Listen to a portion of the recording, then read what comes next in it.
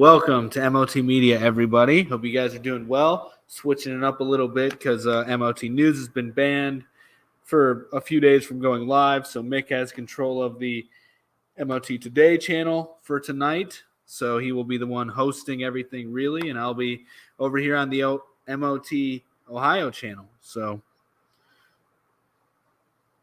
Yeah, what's up, guys? Tap the screen. Let's get this thing popping. I think we're going to have a great show for you guys. And, we're going to go over these topics, and then you guys can chime in. Yeah. And you can hop in here and give your opinions as well. Yep. So. Happy Friday. All right, let's. Oh, I can't. I don't have control. You should give me moderating control. That way I can block people. Why, is there someone on here that you should report? You're already trying to. Yeah. Which one? The one that said mass report. They said what? Mass Yeah, report. let me try. A mass report. Oh, Yeah. like they're trying to report us. What the hell? Give me admin control. I'll do damage control. Okay, I don't know how to do that though, dude. Click on my screen. Click me. Okay. And then It's just trying to give me. It's trying to have me send you a rose or something. yeah, there should be like a settings box or something. You should have a setting option. Okay, yeah, there is. And then you should be able to add me as a moderator. Settings, moderators. Okay, I just added you to it. All right, cool. I'm a moderator. Something new every day. Why would you want to mass report us? I guess that's because maybe the censor thing triggered him. So he's like, Maybe. You like censorship? Let's censor you. Yeah. All right. Well, let's start off with the student debt because that's a big topic, and I feel like everybody's triggered and programmed to think of it in such a. I got to watch my mouth. I was about to say the thing that got me banned from MOT News in such a really not smart way. How is student loan forgiveness good? You understand taxpayers are paying for it. You actually don't understand at all what's going on. So we'll get into that. So really, with student debt forgiveness, if it is actually being forgiven, you just eliminate the debt. Now you may be like, how do you just eliminate the debt? That doesn't make any sense. The reason it doesn't make any sense is because you don't know how our money is made. Our money is made out of thin air. So if the money can be made out of thin air, you can eliminate the money out of thin air too, into thin air, rather. So that, from what I understand, is not what's taking place. What is taking place, it appears that the Biden administration may be like selling some bonds in order to pay off the debt. And then so that paying off of the debt is not going to increase anybody's taxes. Nobody's paying for it. Do you understand? That's also a very stupid argument because they print more money than we earn, than we pay them in taxes. You do understand that, right? They spend way more money on so many other things than they collect from taxes, right? And it doesn't create hyperinflation. You don't know what you're talking about at all because you don't understand the economy in which we live in at all. So bailouts are good. Bailouts are good for students who are in crippling debt and they're hurting our youth. Why be giving money to Ukraine? Why be giving money to these foreign nations? Why be giving bailouts to corporations? Why not give it to the students? Anyway, so just go ahead. I was thinking the same thing at first. I was like, if we're giving $60 billion to Ukraine or whatever, we should be able to do the bailout, the education bailouts or whatever. But actually, it's like way more money than for the bailouts. But I mean, I still agree on it. This company wastes so much money anyway. They might as well use it, I guess, for something good. Yeah, I mean, it's the morally right thing to do. I believe that debt should be forgiven. I guess in the Bible, I got it wrong. I've been saying 7 years, but I guess it's every 50 years is what the Bible says. Every 50 years, debt should be forgiven. So I'm for that. And Well, yeah, I mean, that must be why they only do 30-year loans. And well, they're predatory. So this is the other thing that people don't understand is that when you pay off debt, that's deflationary. A lot of these people in the chat that think they know what they're talking about, they're just listening to political pundits who have no clue what they're talking about, and they're programmed. They're literally being programmed because when you like, it's very simple. So if debt makes the money, if debt is the money, if you eliminate the debt supply, that then triggers what? Deflation. Deflation, not inflation. Dum-dums. It's literally deflationary to cancel debt. Literally. the Federal Reserve Chairman spoke today, and normally, and they're at like Jackson Hole or wherever they all go on this big vacation, all these like rich fucks, but he only spoke for like 9 minutes, and normally he speaks for historically they always speak for like 25 minutes. It was almost like he was up there scared and shit, like he just didn't want to talk about it. He's like, I gotta get out of here. But he was saying that they're going to keep raising interest rates aggressively, basically, to combat the inflation because they are concerned still about it. And regardless of how it all works with the debt and shit, I think it's interesting how more people are pissed off about this than all the other bailouts of like huge corporations and shit that I've had in the past. Like, people just seem like more generally upset, or because they're programmed. They have stronger opinions about this than the corporations get built out. It's because they're programmed. They're literally being programmed. They're literally NPCs for the right.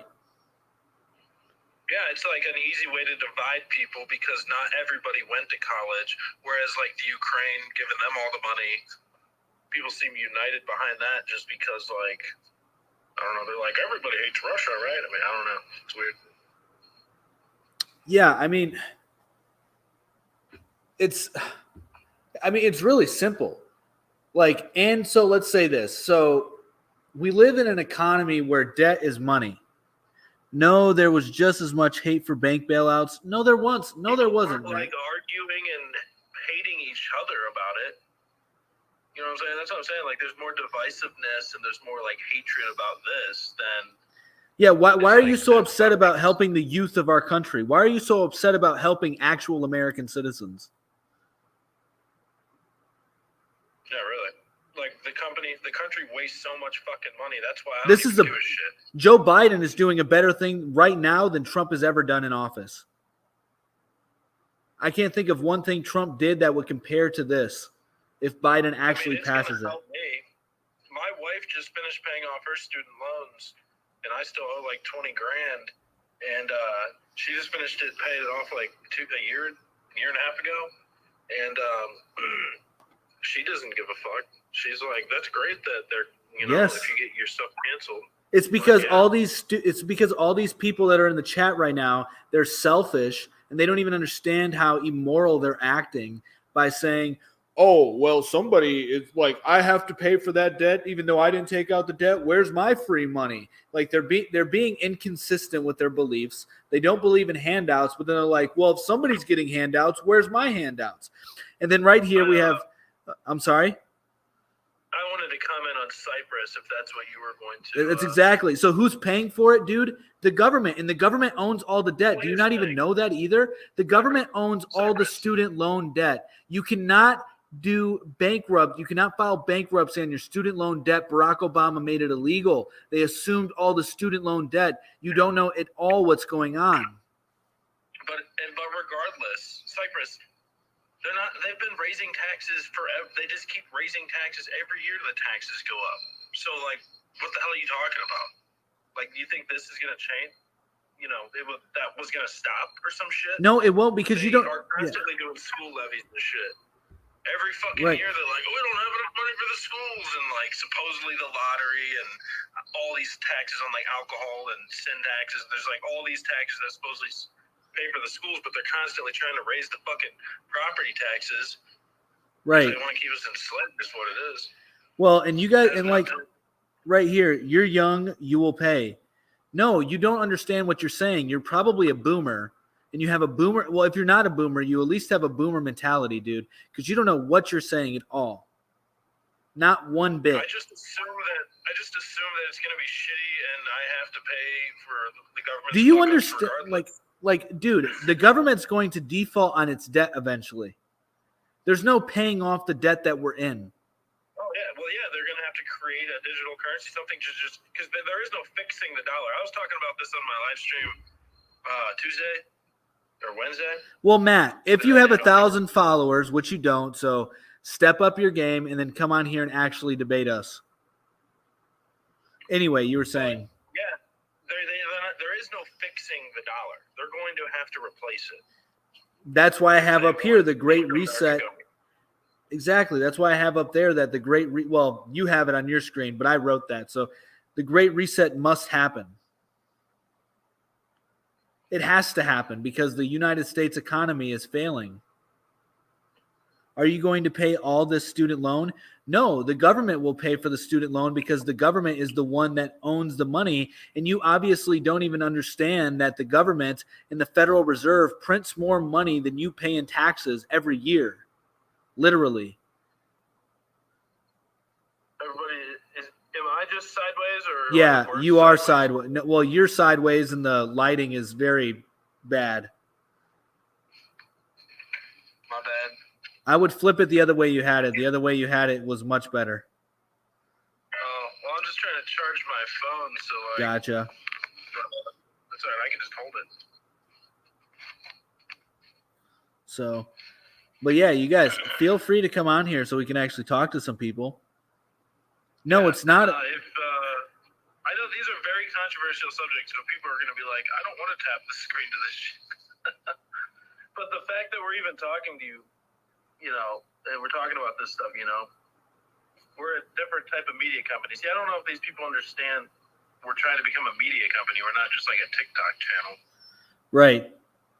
There's a lot of people do this shit where they do the topics and. So, I mean, it's very simple, guys. So money is debt.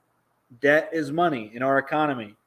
If you eliminate debt, you then are triggering deflation because you are constricting the money supply.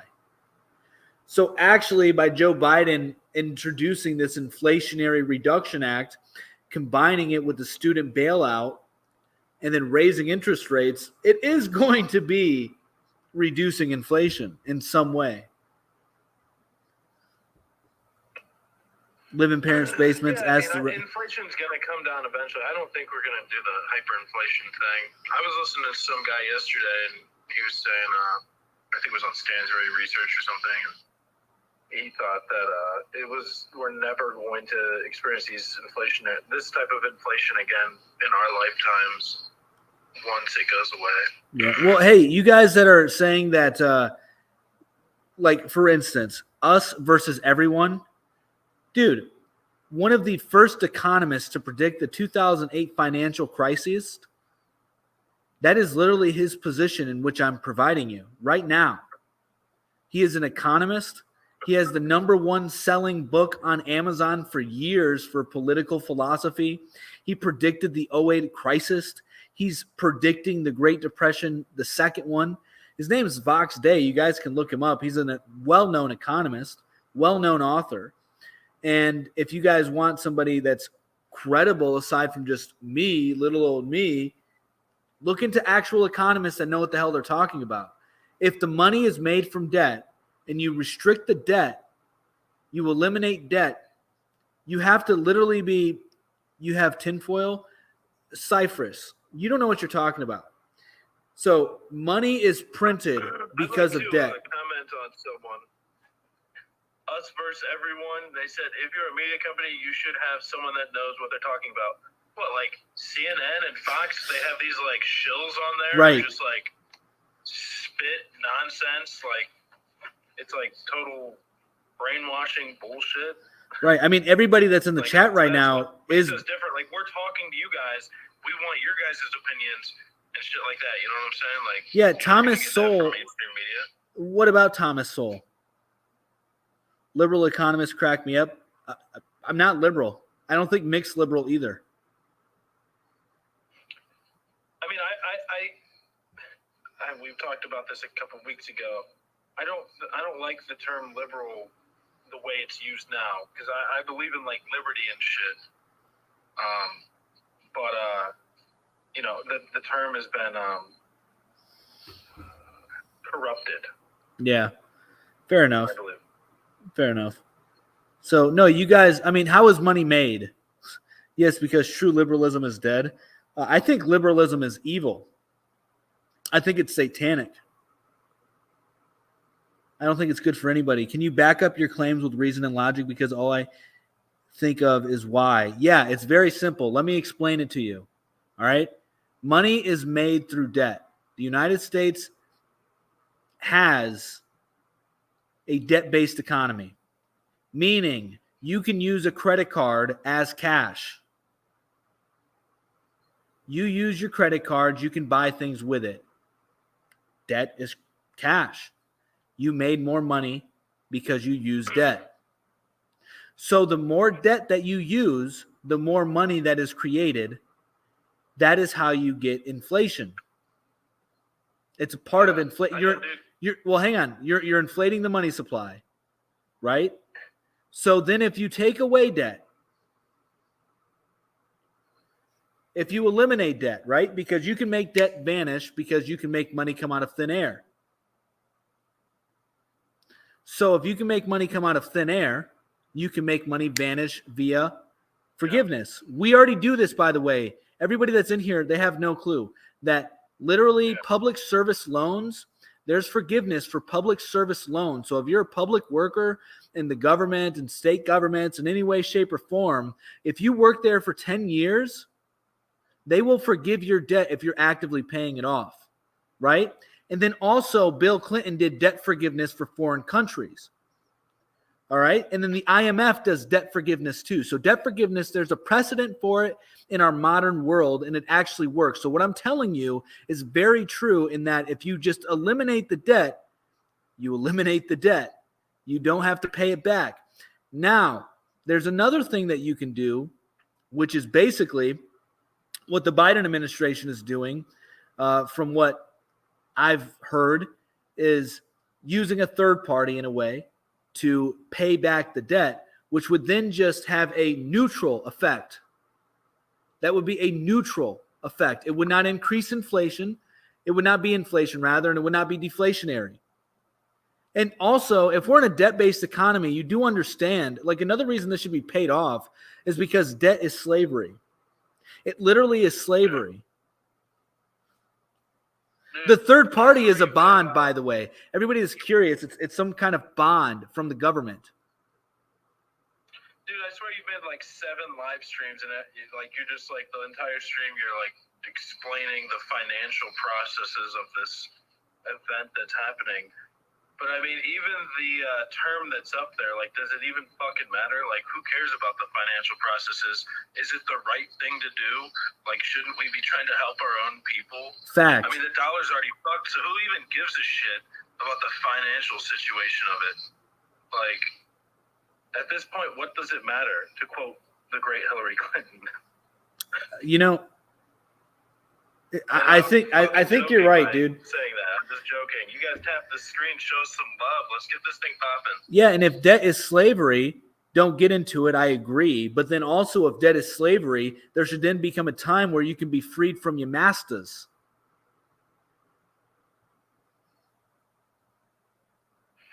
Yeah, I mean, let's go over and like, what about the Great Reset must happen? Like, let's move into something else. I'm sick of hearing about this shit for real. Like, it's just annoying that. I mean, I get people. We can talk about it more, but let's just let's cover some of this other shit. I mean, hey, Ed, you have 1,000 followers. Why don't you come up here and school us? Because yesterday there were a shit ton of people. There were a shit ton of people that were telling me I didn't know what I was talking about. Then they come on here and I actually talk with them, and they can't even explain how money is made. They have no concept of the financial system, yet they have the goal in the comment section to say, you're wrong. But then they don't even know what they're talking about. I really don't want to hear him fucking sit here and talk about money printing and shit for real, though. But I mean, come on in, I guess. But anyway. What's going on with the Great Reset, Louise? Yeah. So, I mean, the Great Reset must happen. It must happen. There must be a Great Reset because our financial system is going to collapse. It's going to be, it's going to fail eventually. And so you need to create a new system. Yeah. Yeah, I mean, it's, there is no fixing it, so they're going to just have to, press a reset button, which is like a revolution, right? Yeah, I mean, it will be probably revolutionary, yes. Yeah. You going to accept this dude's request? Yeah. He said he got a request. Everybody could agree with that. Apparently, there's some. What triggers people is the Great Reset has a negative connotation to it. You know what I'm saying? Yeah. People don't just think of, we're going to have a new currency. It's like, they're going to enslave us and make it so that we own nothing and we'll be happy and all the other jargon that goes along with that. Yeah. Somebody wants in here, they said. They said they sent you an invite. Oh, shit. Dang, there's like 3 of them. All right, so is the top one the one that... That should be like the first one that came in. All right, sorry about that, JMac7. I'm like new to this shit, all right, bro. I don't normally host the shows, but hello, JMac. What's up, fellas? How y'all doing? Doing well, yourself? Good, thanks. Hey, Mount Ohio. I disagree with what you were saying, man. Only in that, hey, man, if I get into debt, if I go buy myself a Corvette, that I bought it, man. I have to pay for it. I don't get to just have that wiped away so I can drive around in a Corvette. It's the same thing with college. I went to college and I paid off my debts. It took a long time. They had to find me. They would this company called Subrogation Recovery would find me, find my employers, and start taking $50 out of my check so they could start paying off that debt. And after a while, man, wherever I went, I called them up and told them, hey, I'm over here now, and I finally paid it off, man. It took me a long time. It took me like 7 years, but I on my very last payment, I called them up, and the guy didn't know who the hell I was. It was a call center guy. But I was like, this is my last payment to you guys. I am free. I am out of this. And so I'm just saying, you can't just forgive loans. You can. Just like that, all the student debt loan. It was something that was given to you that they can never take away from you, the education. You got to pay for it. Before you respond, I just want to say one thing. I want to respond to Steve-O, who's waiting to jump in. Steve-O, we only have one person at a time. Normally, we have, whenever me and Louise are both on here, obviously there's going to be us two and then one other person, but we can't have any more people because it just gets too confusing. Yeah, so you can literally forgive the debt. There's debt forgiveness taking place all the time. I already listed one example of it that takes place. It's very active right now in the United States. It's called a public service loan forgiveness. So if you work for the public, like you work for the government in some way, shape, or form, and you are working 10 years and you're actively paying it off, and you didn't pay it off in 10 years, you can then file for loan forgiveness. And then that money is just erased from the system because the money is fake anyway, man. The money that we have is fake. It ain't real. It's bullshit. It's literally bullshit. It is literally debt. So like it's bullshit, but like I told you, if I got a car, is that bullshit? Yes. So here's the thing. I am of the mindset that everybody should be able to get debt forgiveness after a certain amount of time. From my point of view, it should be what the Bible says, and the Bible says 50 years. So 50 years, there should be a debt forgiveness for everybody for all debts. And this will prevent the economy from getting bloated to the position that it's in right now. And it will also result in smarter lending as opposed to everybody getting into debt. No, I agree with you in smarter lending. I finished up my school going online through a school called Western Governors University. Take as many classes as you want, right, for like $3,000 a semester. There's smarter ways of doing it. I agree. You don't have to, dress up and have a backpack and walk the quad and all that stuff anymore. You can get your education, get your degree, so you can apply for these jobs. But do you own your own house? No, because I'm not a debt slave. I am not a slave to the economic system. I have no debt. Well, he asked you if you own your own house, not if you mortgage. Well, I had to specify because people think that owning their own house is getting a mortgage, and you're not. You're still a debt slave. So no, I do not own a house.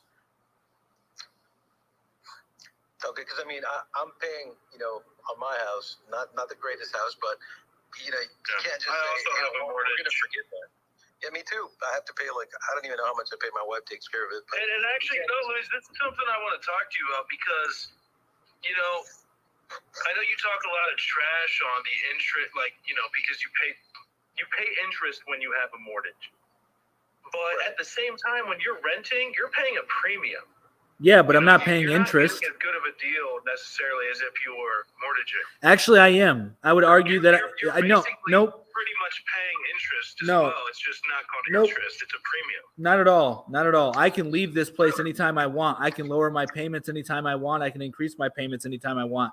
Additionally, my landlord, unlike your landlord, will come and fix out my shit. You can't call the bank and be like, "Hey, bank, since you're technically my landlord, can you come out and fix my sink?" You can't do that. I can. Yeah. You can leave your apartment and go to another apartment, but I'm not paying interest. It's not the same thing. And go to another house. Yeah, you can, and then hopefully you'd be out of debt, and then hopefully you can find a house that isn't going to get you into debt, because then you're just a debt slave, dude. Then you're forced to work, where it's like. What I'm saying is, there's no value. It's not like I don't think it's much economically better to rent because you're paying a premium. So here's the thing. You're paying more than they would pay for a mortgage. Not necessarily. Not necessarily. Ripped off. Not necessarily. I think that houses are more of a liability than assets. Because what do you get your money out of? You get your money out of equity, which is more debt. Do you not see that it's perpetuating this sinful, immoral, evil system, which is called usury? Yeah, I don't think it's good to take loans out on your house. No, the equity that you gain, like the equity that you're gaining, like that's what people think of. They're like, "Oh, my house has gone up in value, and now I can get more equity out of my home." It's like, so you just take out more debt, or you have to sell the home. I don't necessarily agree with that, but what I'm saying is there are some benefits, for example, the reason why we bought my house is because we didn't want to just keep renting and moving around. We want our kids to live in the same house. And it just was nice. It had a yard and shit. And it's actually a really fucking good price that we're paying monthly, and that's what I'm saying. People that rent, I feel we're both renting. Do you not understand that? They're paying premium. Do you not understand that we're all renting? You, on the other hand, are in a more.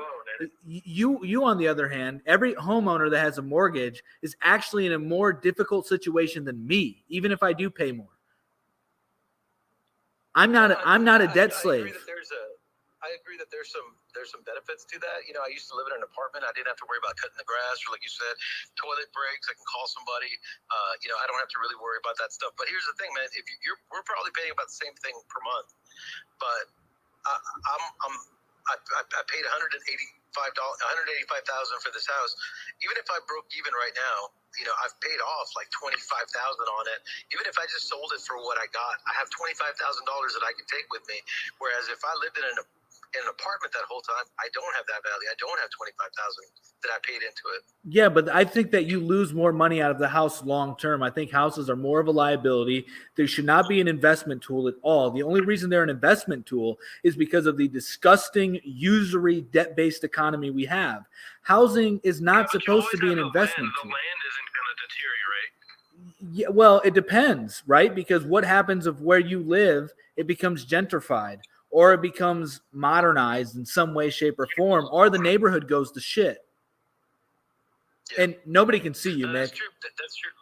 But I think it was Rogers that says, buy up all the land you can because God ain't going to make any more of it.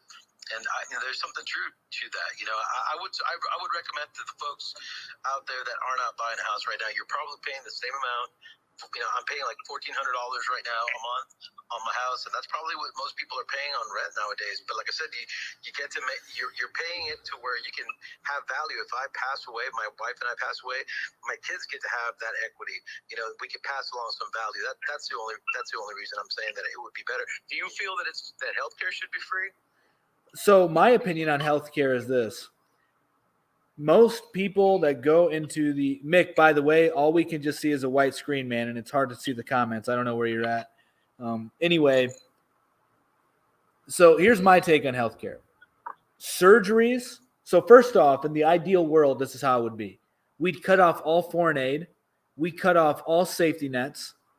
That means Social Security, Medicare, Medicaid, welfare, food stamps, etc. And then I believe that surgeries should be paid for by the people, taxes free. Major surgeries of any kind. And then major medical examinations, procedures, where I don't know exactly what they would be, but there's probably a lot of them that are like life-threatening that you should get and that you need a hospital for. I think that pregnancies should be generally free. Now, as far as going to your doctor because you have a sniffy nose or you have a bruised arm or you don't feel well, pay out of pocket for that, bro. Pay out of pocket for that. Because you're just wasting because too many people will be wasting resources. So incentivize better behavior.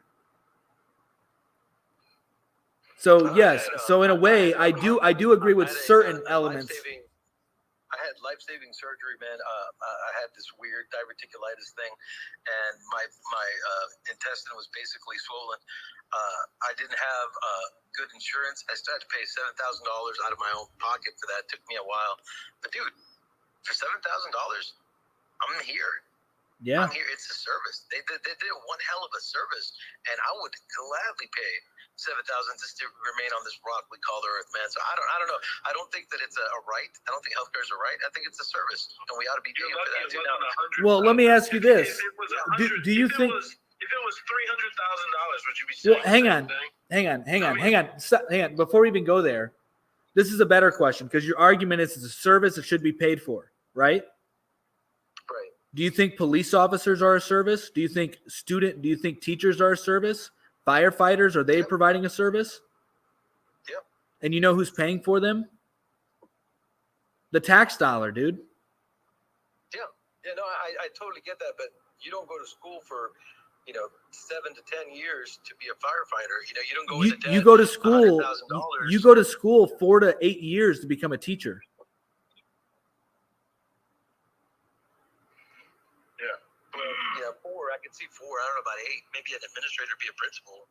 Yeah, so the schooling system requires people to go into debt. But yet they still get free education too. I mean, not free education, but they get paid by the state, man. So that's my argument, is that selective medical procedures should be paid for by the tax dollars, and we eliminate handouts. We eliminate Social Security. We eliminate Medicare. We eliminate Medicaid. We eliminate welfare. We eliminate food stamps. Eliminate this foreign aid.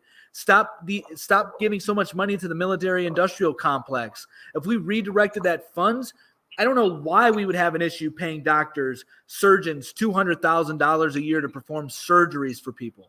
I don't see the issue. You seem young and healthy right now, man, but if you get to the age where you got a lot of stuff broken down and you can't work and you're 65 and you don't have, a savings that, big enough to take care of you, you think Social Security should be taken away? You think yes. That the elderly right now, what would they do?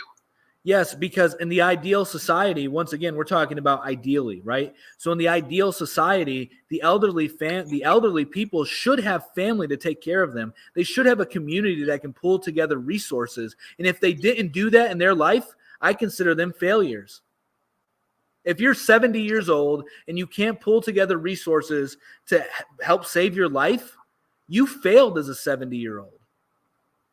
Yeah, a lot of 70-year-olds, though, man, they won because they took care of people their whole life and provided for their kids. And you're right, I think they should, but they should be taken care of by those kids. But if something happens where those kids can't take care of them, I just don't want to see people eating cat food again, like we saw, in the 60s where because there was no social safety net.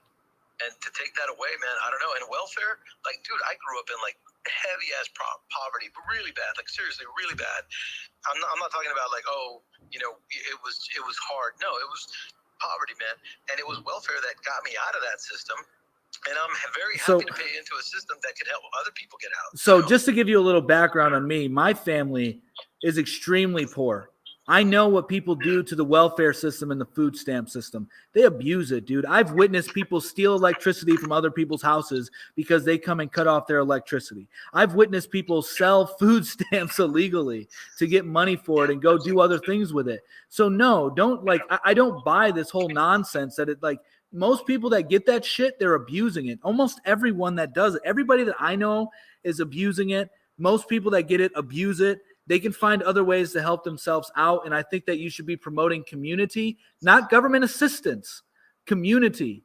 Encourage the society in which you live in to have a good community to take care of each other, not the government. That's awesome. I mean, that's awesome. If we could all like learn how to play the ukulele and sing Kumbaya, like that would be awesome. In the real world, like people. That is the real world. I don't know why people do this because I was a history major.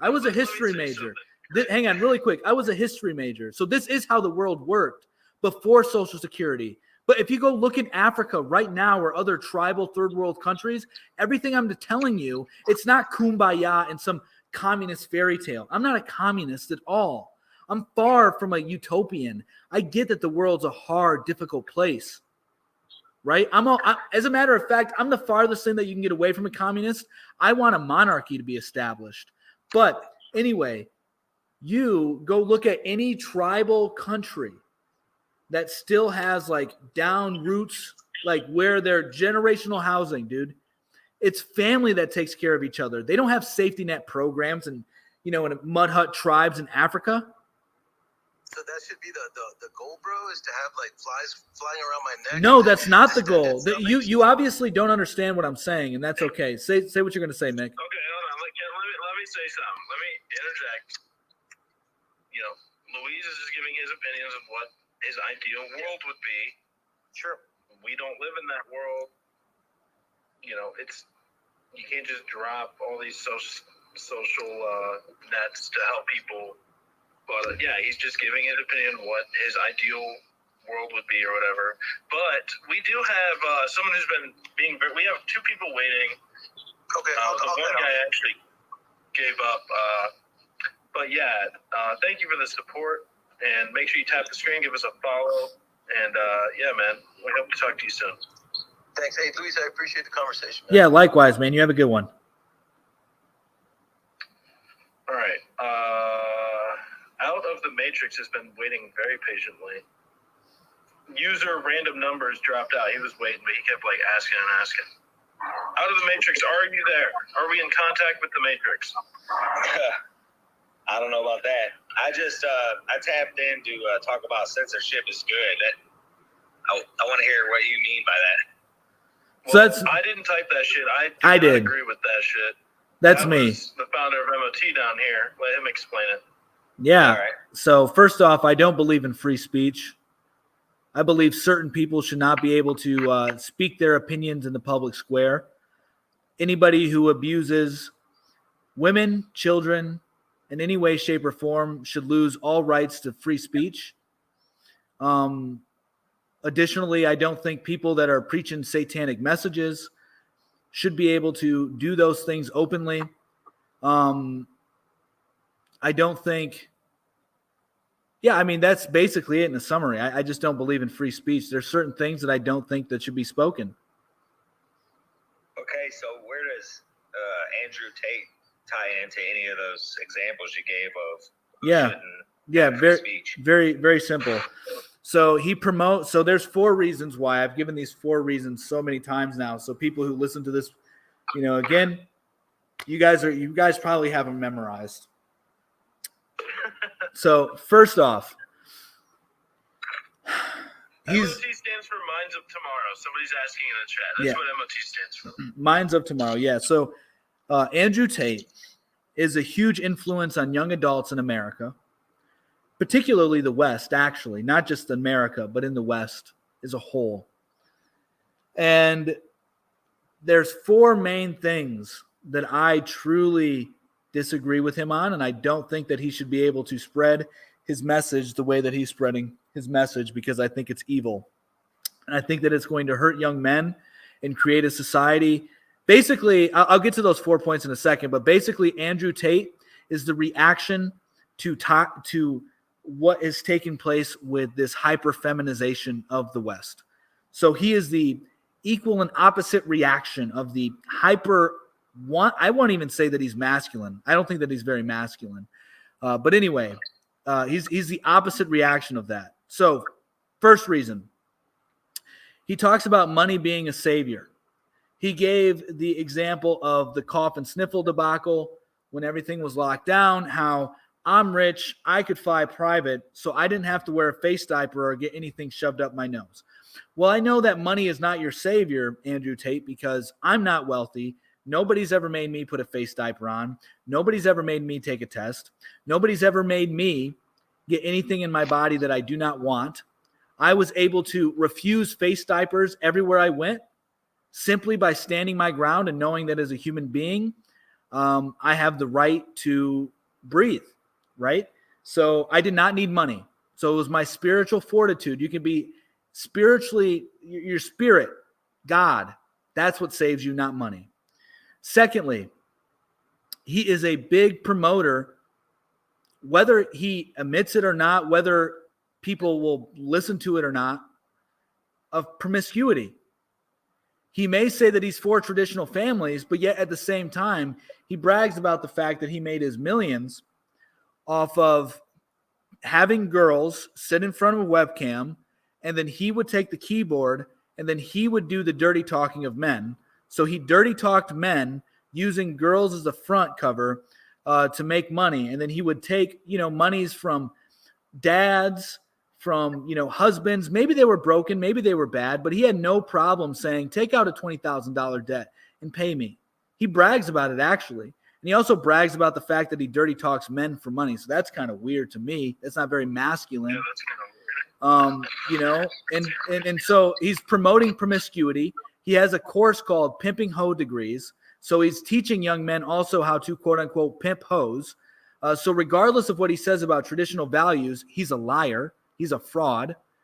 Thirdly, he thinks that God is an idea. And if God is an idea, God can be whatever you want him to be.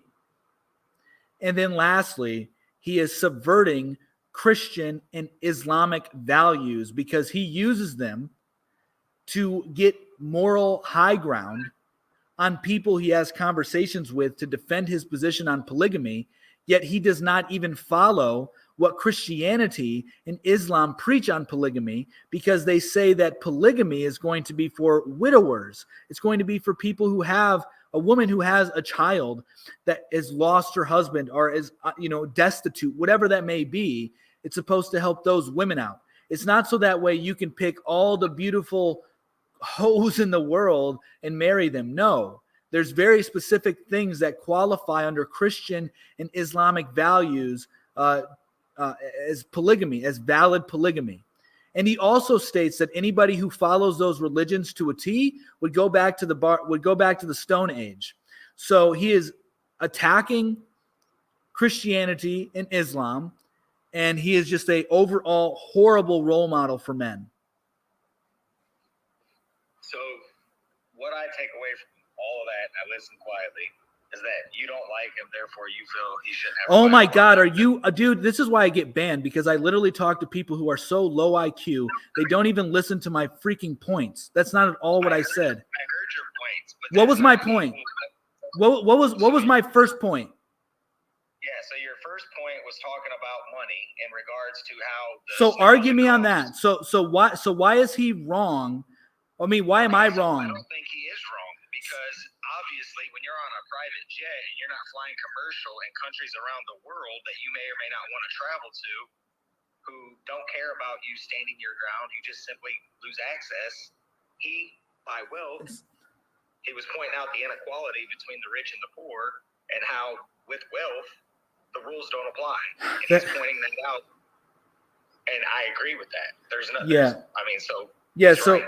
So no, actually, I'm not wrong. I'm living proof. Mick will let you know. Dude, that whole thing. I never put anything on my face, ever once. Never once. Went into. No, you know why? You know why? Because I have no need to. Why do I need to go? And you know what? Also, I will add this: that I knew people. Well, hang on. The fact of the matter is, Luis, Well, is that even though you are much different than Andrew Tate, and you believe, and I also believe that you're a better man than Andrew Tate, you're still being censored. I'm So, for I mean, censorship. just I have no because issue you with think that. Censorship is good or whatever. Yes. Or he should be censored. We're also being censored. Yeah, I have no problem with that, which is why we've created multiple accounts and we're learning what we can and can't say. And we're being tactful about our delivery at that They point. could easily catch on and That's get rid of fine. that, though. That's fine. They So could easily just say, they could easily just get rid of MOT. that's fine. Anything MOT. Well, they can't actually. That's false because there's so many other avenues, right? I mean, you have people like Vox Day and Owen Benjamin who have been canceled long before cancel culture was ever a thing. If you know who Vox Day is or Andrew Benjamin or Owen Benjamin, my bad, tap the screen. Because I don't think very many people do, and it's probably because they're censored. Yes, they've been censored more than anybody, and they've started their own live streaming platform. It's very successful. Somebody else that most people probably do know is Nick Fuentes. Nick Fuentes, censored from everything, yet he started his own streaming platform, and it's very successful.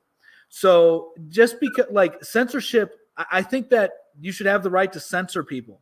But to get back to the money is your savior, it isn't your savior, man. I know people that literally went on airplanes and did not wear the mask because they knew enough about who they are as an individual and spiritually, and the airlines caved. It's a fact. I know people personally who did that. When they had to travel, they would not wear the mask, and they would fly commercial. So I'll tell you, Heard it here first.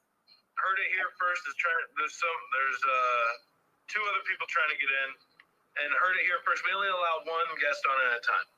So MOT Ohio is, he's the founder of MOT, which, by the way, someone was also asking what MOT stands for. It stands for Minds of Tomorrow. Check us out on YouTube. Yeah, so I've got more frequent flyer miles than probably most of the population by nature of my job. And I can tell you that during COVID, if you told the flight attendant that you weren't going to wear a mask, you got walked off the plane. I saw it happen on multiple occasions. And if you didn't cave to their demands, you simply just didn't fly. And it was that simple. And I know this to be a fact. So we have different experiences. I'm telling you my experience. I'm telling you that I know people personally who would not lie about these things, that I know that they've done other things in similar scenarios. There's enough social evidence for me to believe them.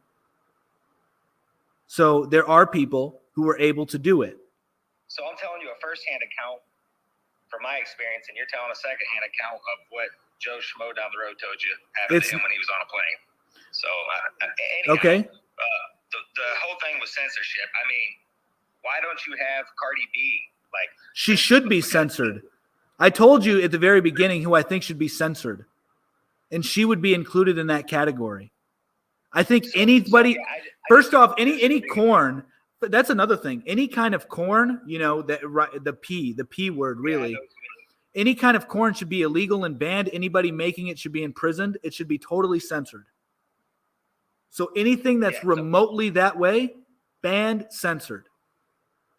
Yes, I disagree with you fundamentally on that. I just think that you're coming off, and this is just my opinion, you're coming off as a disgruntled guy that, the masses don't agree with your opinion.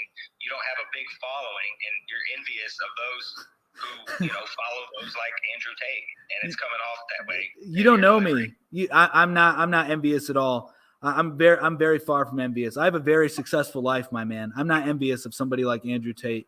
The reason I speak passionately, I had to tell somebody this earlier. I'm Puerto Rican, man. So we talk about something we care about. It's passion. It's not envy. It's not anger. I don't sit around and seethe over Andrew Tate. Mick will let you know firsthand. Mick and I have been friends for years. I'm probably one of the most chillest people you'll ever meet. I have a very happy and loving family, man. I'm not envious of somebody who pimped hoes and beats women. I'm not envious of that guy.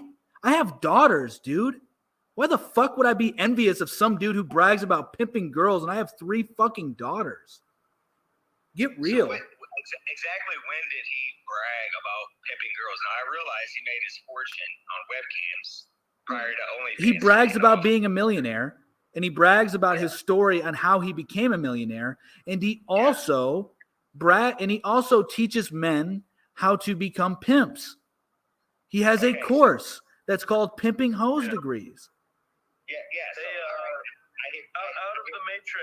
Out of the matrix. Let's give us your closing statements because we got two other people waiting, and I feel like I we haven't should. got to say much. I mean, this guy hasn't let me really get. Maybe I've probably spoken a paragraph in total words, but anyhow, yeah. So my take is pretty simple, right? We live in a capitalist society, whether you like it or not, and those women who he pimped, as you put it, on those webcams were willing participants, and they made far more money than they ever would have if they were getting pimped by McDonald's or Walmart. So that's your opinion. You're entitled to it, but I disagree with you. Yeah, I personally don't think that women should be doing that. I think that that's degrading, and I don't think that men should, like, some guy, there was a guy on the other night or something, he was like, I'd be okay if my woman wanted to do that as long as she, like, split the money with me or some shit. I'm like, what the fuck is wrong with you? Like, dude, take care of your woman so she doesn't have to show her goods off to a bunch of weirdos jacking their meat. But anyway, I think that's going to be... Well, hang on. Let him say... If you have anything else you want to say, go ahead and say it. I mean, we should give him some extra time. I did rant. Yeah, I know. I'll let you get on to your next guest. I appreciate you guys having me on. I just disagree with you, man. I don't think nobody should be censored. I agree with you on that. I don't. Me and him don't agree on this shit. Like and we'll be talking about it. So stay tuned. Yeah, I'll definitely stick because I am not cool with the censorship thing. I think that censorship is totally anti-American. I think that it's these companies that are doing it are getting away with it because they're companies, even though this is a fascist country. So technically they're part of the government. I mean, whenever the cough and sniffle debacle was going on, the White House was like begging companies to do censorship. So it's like, yeah, I'm not with the censorship. I think it's bad for society. I think it lets you, at least with free speech, you know where people stand. And I think if you start to censor that, it goes underground.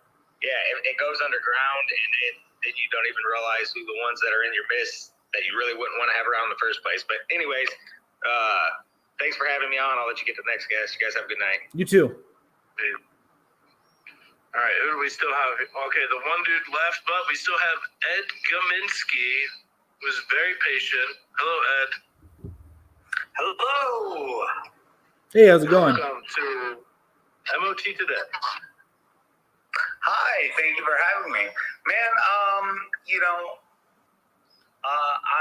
So MOT is actually the host owner of this live. MOT Ohio is the founder of Minds of Tomorrow, MOT Media. Check us out on YouTube. He started off the thing of MOT by interviewing like semi-famous people and shit, like some scientists, all kinds of shit. We've evolved into what we are now, and we're growing. We're really irrelevant to me.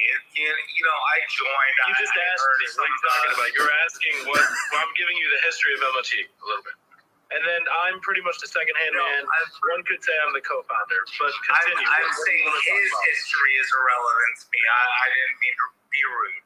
I'm sorry. I came on here just because I heard some nonsense about the economy, and I requested to join because I wanted to come on and really destroy this person on his just absolute asinine comments about the economy. Okay. But then he started talking about religion, and I love talking about religion. So, this MOT, now I'm going to look at you. You sound to be extremely religious, and I would assume that you are a Christian of a general sense. I'm not going to peg you as a certain type of Christian. Mm-hmm. Great. Why do you believe in a God that supports and first off, for slavery? First off, we're not talking about religion tonight. If you're on here talking, No, you brought up religion. I brought it up in the context. Well, hang on. Well, first off, you don't get to determine where we're going to go with the conversation. Secondly, first off, I am if- a guest and I have the first. no. So content. once again, So I'm asking you. yeah. why do you So believe in a God that so advocates for religion? so Or that we're advocates talking for about slavery, we're talking about the economy, and then you're the reason. We can Well, talk about that. no, that's what we're After I talking get this about. out of the way, because I have to determine if you're actually worth somebody talking to. You're not worth Because talking if you to. believe in a God that advocates for slavery, then I don't know if you're even worth talking to. All right. Well, then see you, dude. If you don't want to talk about the economy, then we're good. Great. Leviticus 25, 44 to 46. Once again, student loans, brother. Bro, I'm asking you. I don't why give are a shit you what you're believing in a asking me. God that supports slavery? We're not talking about religion. We're talking about the economy Why don't you want to talk about your religion? because we're talking about the economy. You So we're gonna go ahead and let him talk with his mic off just to torture him while we invite the next guest on. Hey, how you doing? Hey, how's it going, man? I totally believe in student loan forgiveness, and I think the thing is, like, if you don't believe in it, it's definitely little dick energy. Like, why do you care Yeah. how much? Like, I'll give an example. I'm 47, and like my sister's husband is like older, and everybody's older. They are totally brainwashed into thinking. They really don't understand what our generation went through with predatory lending. They don't get it. They really don't get it. Like, so many people were just straight up robbed. Like, I'm very fortunate. I had a football scholarship. I went so far with that, I screwed it up. I joined the Army, and I got my degree, on the house. I never took out loans. And then I became a union pipe fitter on top of that. So a lot of people in my field, they just don't understand the predatory nature of these college loans. And I know people that took out loans for maybe $50,000 and now owe $120,000 and don't even have a bachelor's degree. How is that fair? Fact, dude. Fact. We agree. You Yeah. just don't get it. Yeah, it's disgusting. I think it's extremely immoral. Okay, so now here's another thing. I will tell you something else. I am the most liberal person you ever met in your life. I will consider myself a communist. And I'll tell you what, I never thought censorship was good until I realized whatever the fuck you put on TV, people do. Girls are walking around buck naked. I'm talking about teenage girls buck naked. Yeah, but here's the problem. Here's the problem, Tommy. Here's the problem, Tommy. They're not censoring that shit. They're They censoring. aren't, but maybe they should. Exactly. That's all I'm Exactly. Maybe they should. Maybe they should, but they're not. Hang on, Mick. Instead, they're censoring people who speak out against that shit. But hang on, Mick. You're for that. So you're pro. You're I'm no. 100% for censorship, but I could kind of see it. It makes You sense. know what I'm saying? Like Mick, for instance, you don't let your children watch certain shit because you know they can't handle it, they're not mature enough, or they just shouldn't plain see it. So you I'm not implement the government, censorship. though. Yeah. I'm not telling adults what to do. I'm telling my kids what to do. Yeah, so you think that the government should not say Yeah, but censorship you is cannot usually put for 18 and under. yes, as like well. like for instance, you think the government should say go ahead and have your corn and you can easily access it. We're not going to regulate that. Go ahead and show your provocative images that are going to inspire your children because maybe they saw it because their friends at school are showing it. So you don't think that the government should have any say in what is being exposed to our children through the social media platforms? I think that corn. This is like How about if we past got few months. I do democracy think involved I in do think that there's no good in corn. Like nothing good comes of it. I agree with that. And I do think that it should most of it, I would say probably at least 50% of it is probably illegal. Yeah. It's probably like people don't even know that they're being videotaped and shit. Facts. And so, yeah, I mean, how the fuck are you going to regulate that as a government? Yeah, maybe they should just make that illegal altogether. Or making something illegal. There's a difference between making something illegal and censorship. Maybe we could get democracy involved. We could all get involved and we can figure out what is indecent, what is good for our culture, what is bad for our culture. No, I don't think that would work. Authoritarianism. Well, that's not going to work because that's what we have right now. Well, that's what we have right now. No, we do not have that. We have authoritarianism. So let me explain you it. don't have a say in what happens. Yeah, you do actually. Let me explain it. So there's this. Stop it. No, let me explain it to you. Paper, but not reality. Let me explain it to you. Yes, it is reality, and I'll explain it very No, well. it isn't.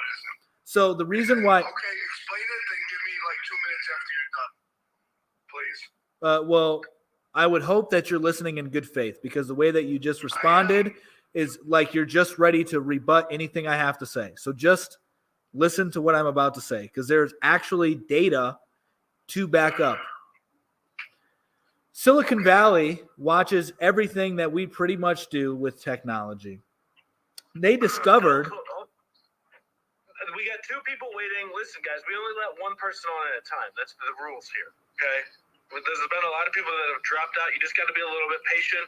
We're going to try and cycle through these people so everybody gets a chance to talk. That's what makes us different than traditional. I got you. Continue, Louise. So- It's Louise's saying things.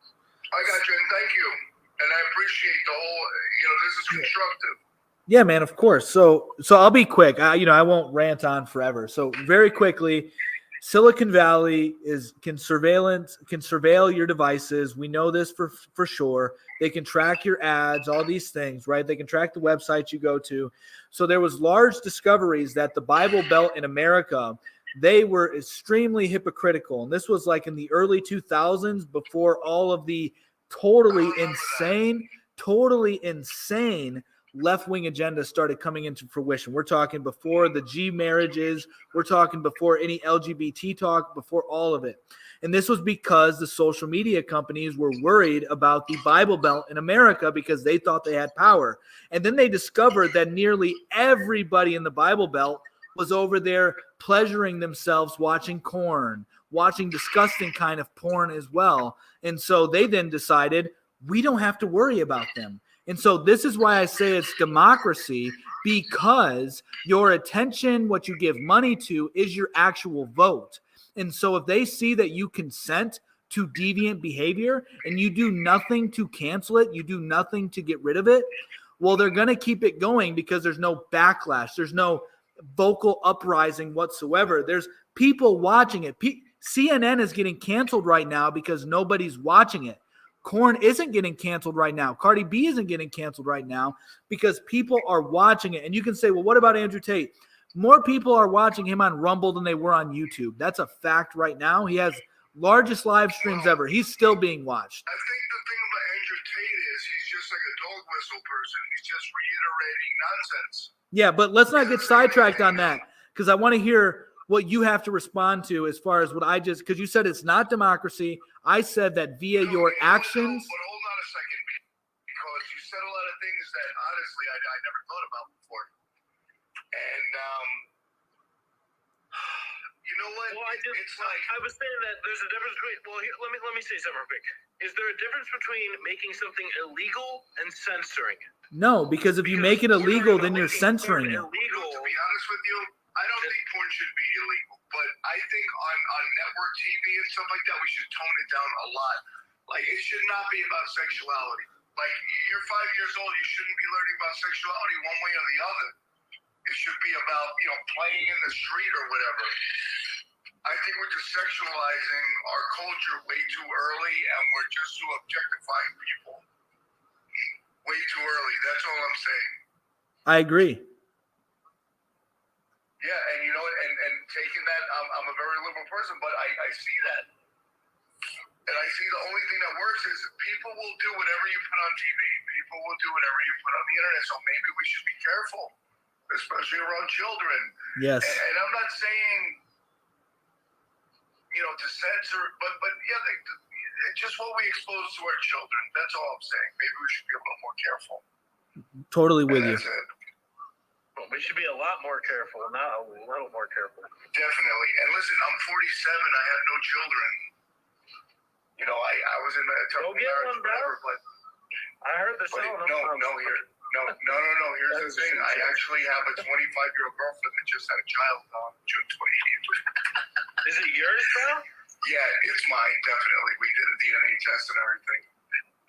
So 47, I just had my first child. Nice. So I think about things differently now, obviously. And I think we should be more careful because I don't see where it's going to be positive in the end by just objectifying ourselves. Like, where is it going to go? Yeah. Well, People are already wearing Band-Aids and like dental floss. Like, what's the next move? Naked. We're going to be naked walking around naked, I think. Well, we do have 2 more people waiting. All right, man. You know what? And I'm going to push off as well. You know what? I just want to say thank you for the conversation. I really Hey, appreciate make sure you give us a like, follow, check I us out on definitely all follow our you. platforms. Thank you, man. I Yeah, will. Definitely, my man. Thank you. peace. All right, next up is Deltoid28. Been waiting patiently, and then Leon Strand is next.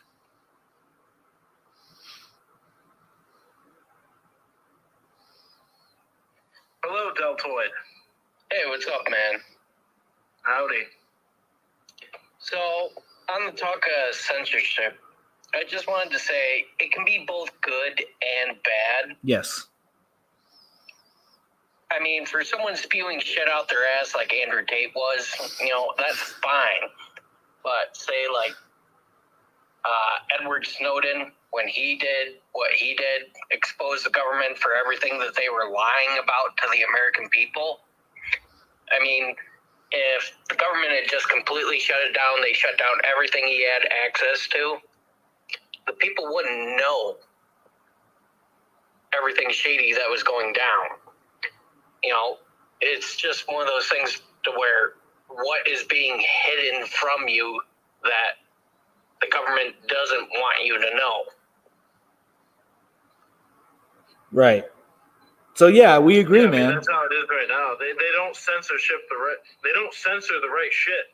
They're censoring us as opposed to the trash parts of society.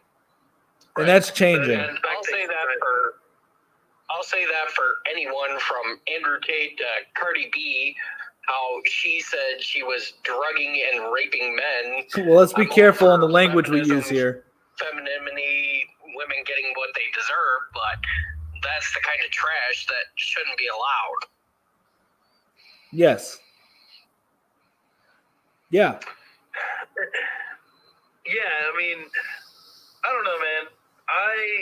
So what are you saying? Like, she said those things, so she should probably have went to jail, right? And she should not have a platform anymore. She should not be famous. She should be banned from television. Right. Well, locked I mean, behind bars. shouldn't she just be in jail then? Yes. Like, then she wouldn't. Then all those things would just kind of also happen. And she would, and she should, But it and never she should, happened. and she should then never have the yeah. right. She should then never have the right to No. be back on television in a public figure. She should. And that's what I'm saying is like making something illegal and censorship. Like, what's the difference between making something illegal and censorship? It's like they're kind of like the same thing. in a Yeah, sense. they are the same thing. Exactly. Well, the thing is, what she did is drugging people against their consent. That should be illegal, but she was not censored for it. That's huge, And she should have been. So you don't necessarily. So basically, if you're making something illegal to do, such as an act or a way of speaking, you are doing censorship. But censorship also doesn't need to be illegal, right? So like it's not vice versa. Like it's not something that's vice versa. So you can have private companies make certain speech censorable, but it's not going to get you in jail. But then the government could have a different standard for the public, generally speaking, that if you do these things in public, you can go to jail. So it's not like it's not like they're together, right? But they are like. But if you're going to make something illegal to speak or say, that is a form of censorship. But you can still have private censorship, right? Like somebody comes into your home, you have the right to tell them what they can and can't say in your home. And they don't have to go to jail if they. That comes to my mind in the public eye is Chick-fil-A, what they were caught up in, the whole giving to anti-LGBTQ and all of that.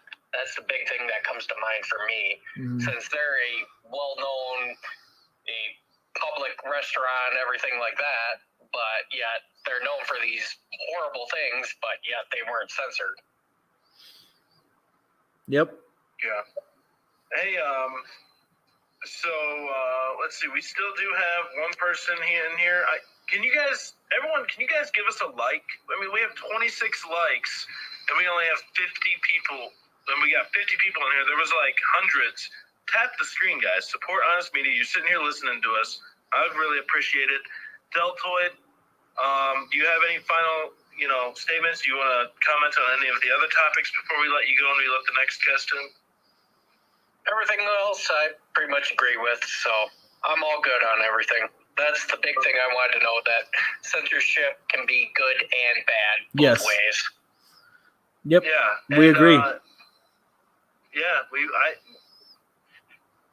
Like I said, I do think that something should be like illegal or whatever. I just think the way that the private companies are collaborating with the government, it appears, to censor things is perverted and it's corrupt.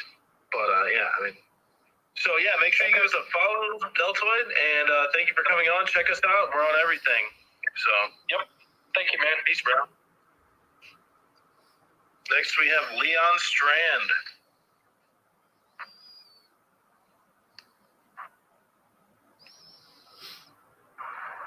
Hey, how's it going? Yep, we can. Okay, so I'm a little twist in this little channel. I'm an international student from Sweden. I'm in the United States, taking college classes and maybe going for a PhD here.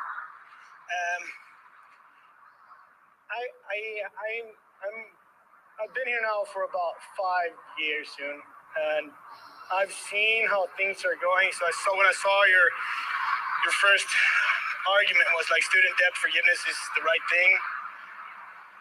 Could be the right thing for me. I would be more concerned, why are you guys having a government throwing out money at people just before an election? Why not make it full on for everybody that's going to college or have been going through college, no matter if they have paid debts or not? You know what I mean? Yeah. So there's minority groups that haven't had the possibility to even get a loan to go to college, but they're not going to get any help from this at all. Yeah. So I'll address that firstly. Everybody, I believe in debt forgiveness all the way around for all student loan debts. Yeah, but so hang on. Not about forgiving someone's debt. Hang on. I want to just finish my point here. I'm losing connection every now and then. Sorry. Gotcha. It's all good, man. It's all good. I know it can get, you can get passionate in the moment, so it's all good, man. So I believe that student loan debt should be forgiven for everybody, and I'd argue that this is a step in the right direction towards that goal. As far as people who already paid off their debt, there's no need to give them money back because that's silly, and there's no need to give more debt to people to go into college. I think that college should be more selective. I think that maybe 10% of the population, based on their merit and based on their intelligence level, should be going to college. Not everybody should be going to college. So I think that student loan debts also should probably be illegal. I don't think that there should be student loan debts. I think that colleges should be forced to drop their prices to a point where if you are going to college, because you are one of the intellectual elites, you can pay for it without going into debt. Yeah, I see where you're going. So he's having some issues with the sound there. Are you in? You said you're in Sweden. No, he's in America. He's over here from Sweden. I am in the U.S. I'm in the U.S. Oh, okay, cool. But I am Swedish. I'm a Swedish student in the U.S. Well, what do you think about the U.S.? International. You like it over here? Is this not the best country in the world, or what? See, I'm 44 years old. I have 2 kids. I've seen 40 countries around the world. I have several engineering degrees. I'm very well traveled. The U.S. is a beautiful country if you look at it out of a political perspective on how much you have individual freedoms and the things you can choose in your life and enjoy your life as a family more privately. It's more secluded to who you want to be by yourself and be alone, if that makes sense. Like you can be your family alone and you're not affected by everybody else in the society in the same way. You can opt out of different stuff like medical care and everything else. Don't get me started on medicals though. Don't. Your system here is so corrupted today. You're controlled by insurance companies, not medicals. And it's just it's all messed up. I've been having these explanations with conservative people. I've had this explanation with Democratic and liberal people. It's pretty simple. Follow the money, right? The only reason you guys have this high cost in medical system is because the insurance companies will pay out those costs, so they can raise the premiums for their loaners. Technically, you could afford universal health care in the United States if you could control the insurance companies. But we have the world reserve currency. We can afford anything. We do anything. But that's probably not going to last long because we've abused it and they've corrupted it. Exactly. That's one of the things that I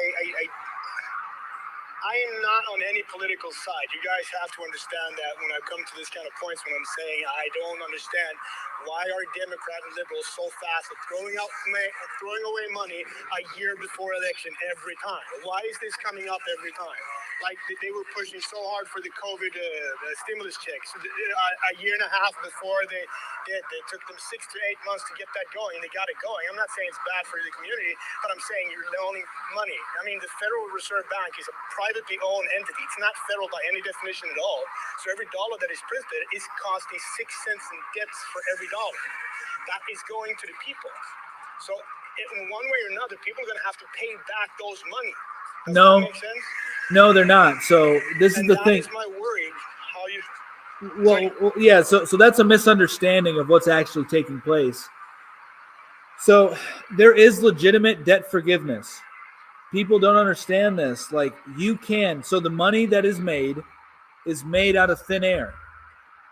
Since the money is made out of thin air, you can then delete the money. Are you able to hear him, Leon? I'm hearing him, Begley. It's coming and going. It's just stuttering. Don't worry. I'll try to sneak in between the words what you're saying. I'm putting the bits together. Don't worry. Somehow it's you, Leon. Like your since your connection came in. But that's all right. It's most likely me.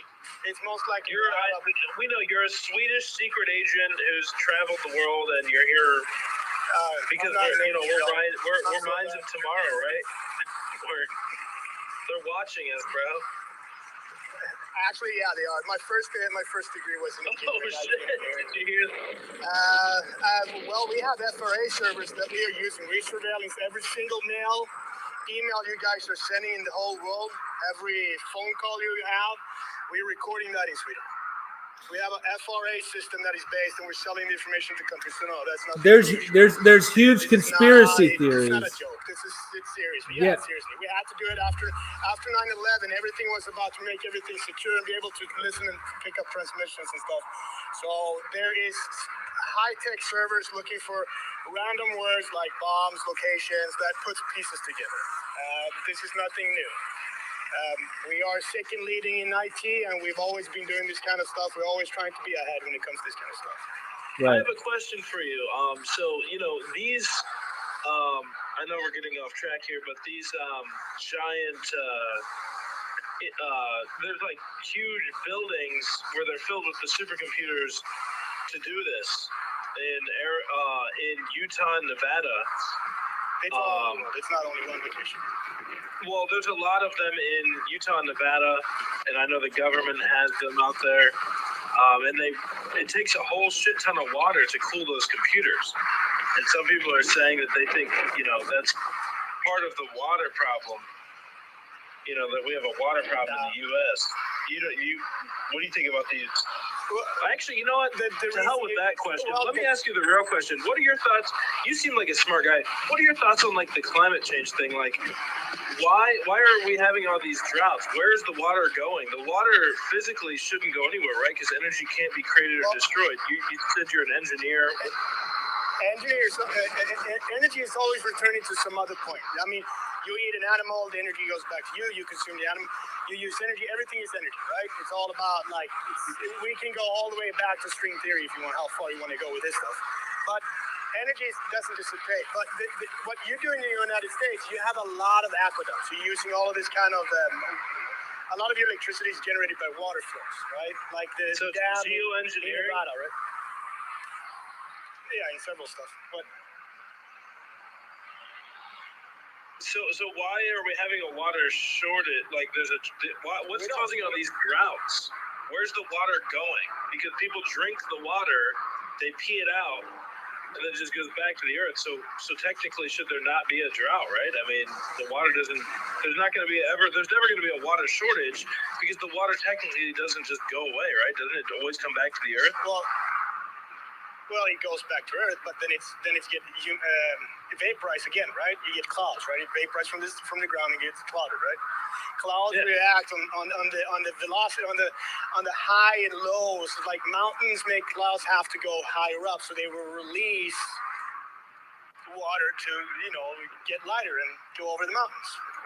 I'm not full on in meteorology in what it's called now. Meteorology, meteorology. So I'm not full on that, but I know what I do know is that we affect everything. Like if you are removing trees to plant solar cells, you're gonna affect that environment very heavily because the trees are creating cold spots, which makes make airflow faster, right? Because heat rises and cold stays low. You know what I mean, right? So yeah, that's really interesting. I just thought something like, so how like computers have like cooling fins, like those aluminum fins to help cool shit. Yep. That's kind of like what trees are like, then, right? Yep. It's pretty simple. Just don't overthink it. We can go for this would perfectly be good on censorship. Why I don't think censorship is good is because I want people to start asking things like you just did. You were asking, wouldn't it be cool? Well, that's a theory, right? So let's go with the hypothesis and theory you say. If we both think of that one, where would we go if it's sunny and warm outside and we're standing in the sun? Where do we go? Under a tree. Because there is shade, right? It blocks the sun. Yeah. And we do all. Yeah. So that makes a lot of sense. That the shade blocks the sun, but really it's like heat emitting from the sun. And so like the physical being, the matter of the tree blocks the heat rays. It's not really the light. So it's kind of like those cooling, it's kind of like how those cooling fins in a computer, the heat emits and it's like kind of blocking the heat in certain ways. it was just like something I thought of.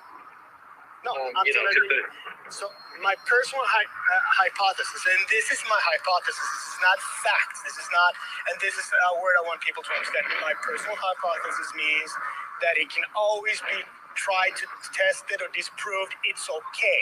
Please do so 50,000 times if it's possible, because the more we can do research about different stuff, the faster we can learn and move out of those issues. Does that make sense?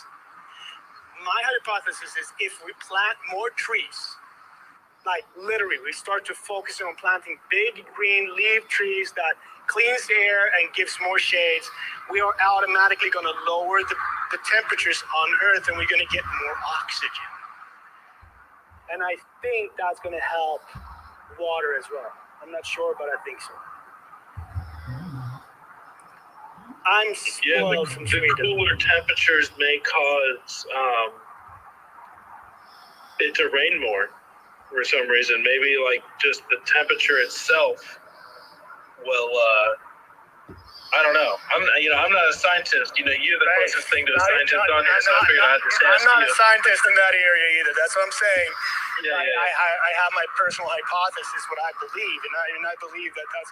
I think one of the things we can do. So everybody who has property should own fruit trees at least to eat, and then it provides, cools the ground.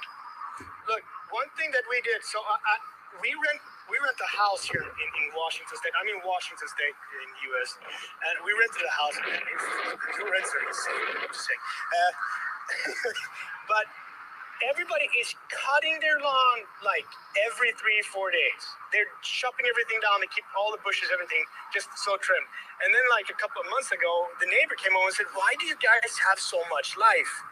Well, you see my lawn. I'm letting it live and grow a bit. Like, get a life. I let nature be part of this.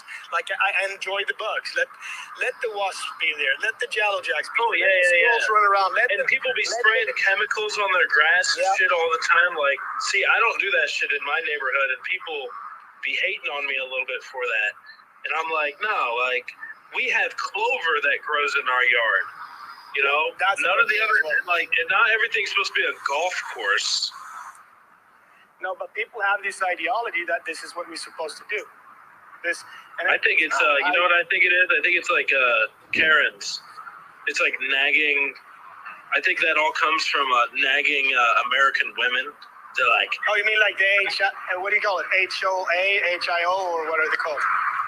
Homeowner association. No, I'm saying Karens are like angry white women who are complaining about shit. So that's what I'm saying. The reason why we have these pristine lawns and we're destroying the lawns and they're spraying the chemicals is because there's angry housewives who are like, our lawn looks like shit. We need to keep it trimmed up and all that. Yeah, that would make sense. That would make sense.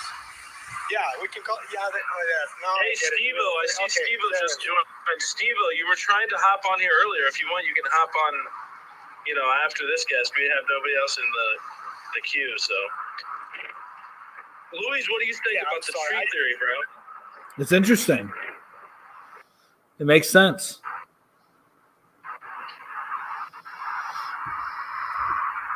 It does make sense. I mean, more shade, it like blocks the sun, so like the ground itself gets cooler. There was a guest that we had on who was worried the whole world was like humans were going to spontaneously come. No, he didn't. He was a troll. He wasn't being serious. Okay. Have you heard of Peony Cohen? That was bad. Yeah. No. Yeah. No. And I don't think humans will burst into flames randomly either. No, that's not. I hope we didn't ruin that guy's TikTok thing. Whatever.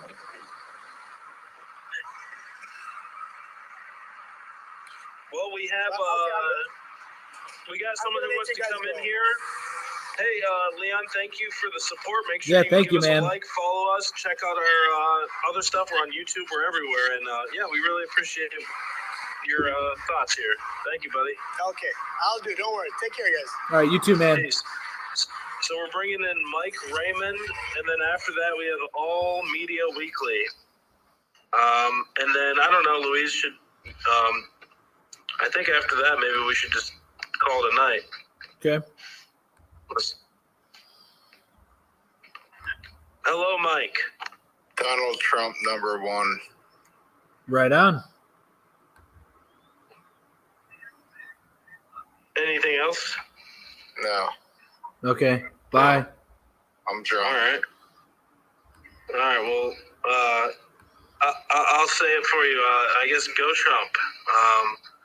All Media Weekly. You're in Red next. wave's coming. Red wave's coming. It is. The red You're wave's right. coming. Yeah, it is. We think it is. All right, Mike. Make sure you give us a follow and a like.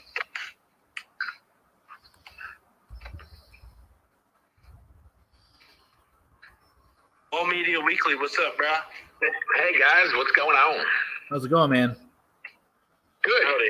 good. Good. I wanted to talk about the student debt forgiveness. We were actually talking about that at work with about 4 or 5 people, and it was definitely split as to whether they thought it was a good idea or not. I came at them with what I felt were 3 decent bullet points. And I'll go in order of what I think is from least important to most important. Number 3, the U.S. military is already going to miss the amount of people that they need to have in there. And if you're forgiving debt for school, it's going to be hard for them to recruit. Because obviously one of their big recruiting tools is come the military, we'll pay for your school. Obviously paying for your school is a lot more than just forgiving $10,000, but still it's going to be a little bit harder for them with that being out there. Number 2, as a parent, now my kids are grown. I don't think my daughter's going to go to college, but my son did. He graduated a little over a year ago. My ex-wife and I paid for him to go to school, so we'll obviously see nothing from that, but I don't really care. I wasn't planning on it anyway. So, but I think it sends a horrible message to kids. I think it sends the message that they can, as adults, sign a contract, and if they don't like it, or if things don't work out the way they think it should, then they can whine, cry, and people will make it go away. I don't think that's how things work. Everything I've ever signed as an adult, I've paid for because that's my responsibility, and there's repercussions if I don't.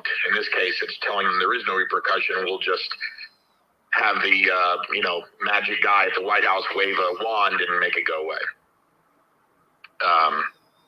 And I just don't think that's very fair. Of those 2 so far. Well, I want to hear all 3 of them first. What's your last point? Because I want to address all of them at the same time. Well, I just, I don't know. I thought those 2 were reasonably valid. But the most glaring thing that I see is that, like most things politicians do, they're kicking the can down the street. This does not fix the problem. This is a gaping wound that they're putting a Hello Kitty Band-Aid on. I think if you sat most people down and show them the information about student loan lenders, for lack of a better terminology, it's essentially predatory lending. The interest rates are ridiculous. People have been paying on them for years. They had a $40,000 loan. They've been paying 20 years, and they still owe $30,000. It's insane. So I think we need to address the problem, and that is capping interest rates on student loans, capping the amount universities and colleges are allowed to charge. There's all kinds of things that we could do, and things that we could do that would not get the ire of people that this has. Because people are looking at this because it's a news bite, and they knew this when they did it. And all the papers and news stations have to say is, hey, people are lining up to get their free $10,000, and people are upset by that, and rightfully so. So if they'd attacked it from a different way of fixing the problem, instead of just wiping off debt, I think more people could have gotten behind it, and I don't think they would have the ire of the public that they have right now. So again, they didn't fix the problem. It's sending a terrible message, and it's going to hurt the military as far as recruiting goes. That's my 3 things in that order. Okay. So the military issue, good. We're in a declining empire. Our military is bloated. We don't need more recruits. Nobody's defending America in the military. They're defending foreign countries. That's a fact. They're fighting mostly for a country in the Middle East that has the Star of David. Fact. So they're not really fighting for the Constitution. They're not helping anybody out in America. Most people aren't that are in the military. I know a lot of veterans. You try to thank them for their service, they're almost shameful that you even thank them for their service. They're like, why are you thanking me? I'm being serious. So there's a that was a really good what the whole military point of view about this. That was I never thought about that, but yeah, that's actually a really interesting thing. It opened up my eyes a little bit because most people that join the military don't just do it for free. They do it for the money and. Also they do it for the socialism. Some patriotism in there, but they do it for. Well, they do it for the socialism. They do it for the free money. They become a slave to the government to then get free money, so that way they don't have to become a debt slave. So that's my response to the potential recruitments. I think that they should be going down. People should not be going into the military. They should be starting families. They should be starting homesteads. They should be getting into valuable skill sets that are actively producing value in their community. The second thing, parents paid for college, horrible message. Yet you at the same time say that, well, they're predatory loans.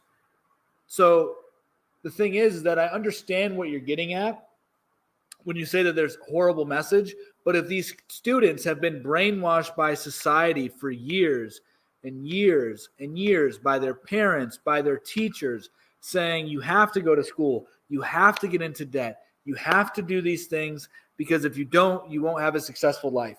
I'm 26 years old. That's all I heard all my life. Thankfully, I did not listen, and I'm very, very well off. But they, for the most part, those people that are in that predicament, listened because they thought it was the right thing to do. They were misguided, unfortunately, because their parents were duped into it as well.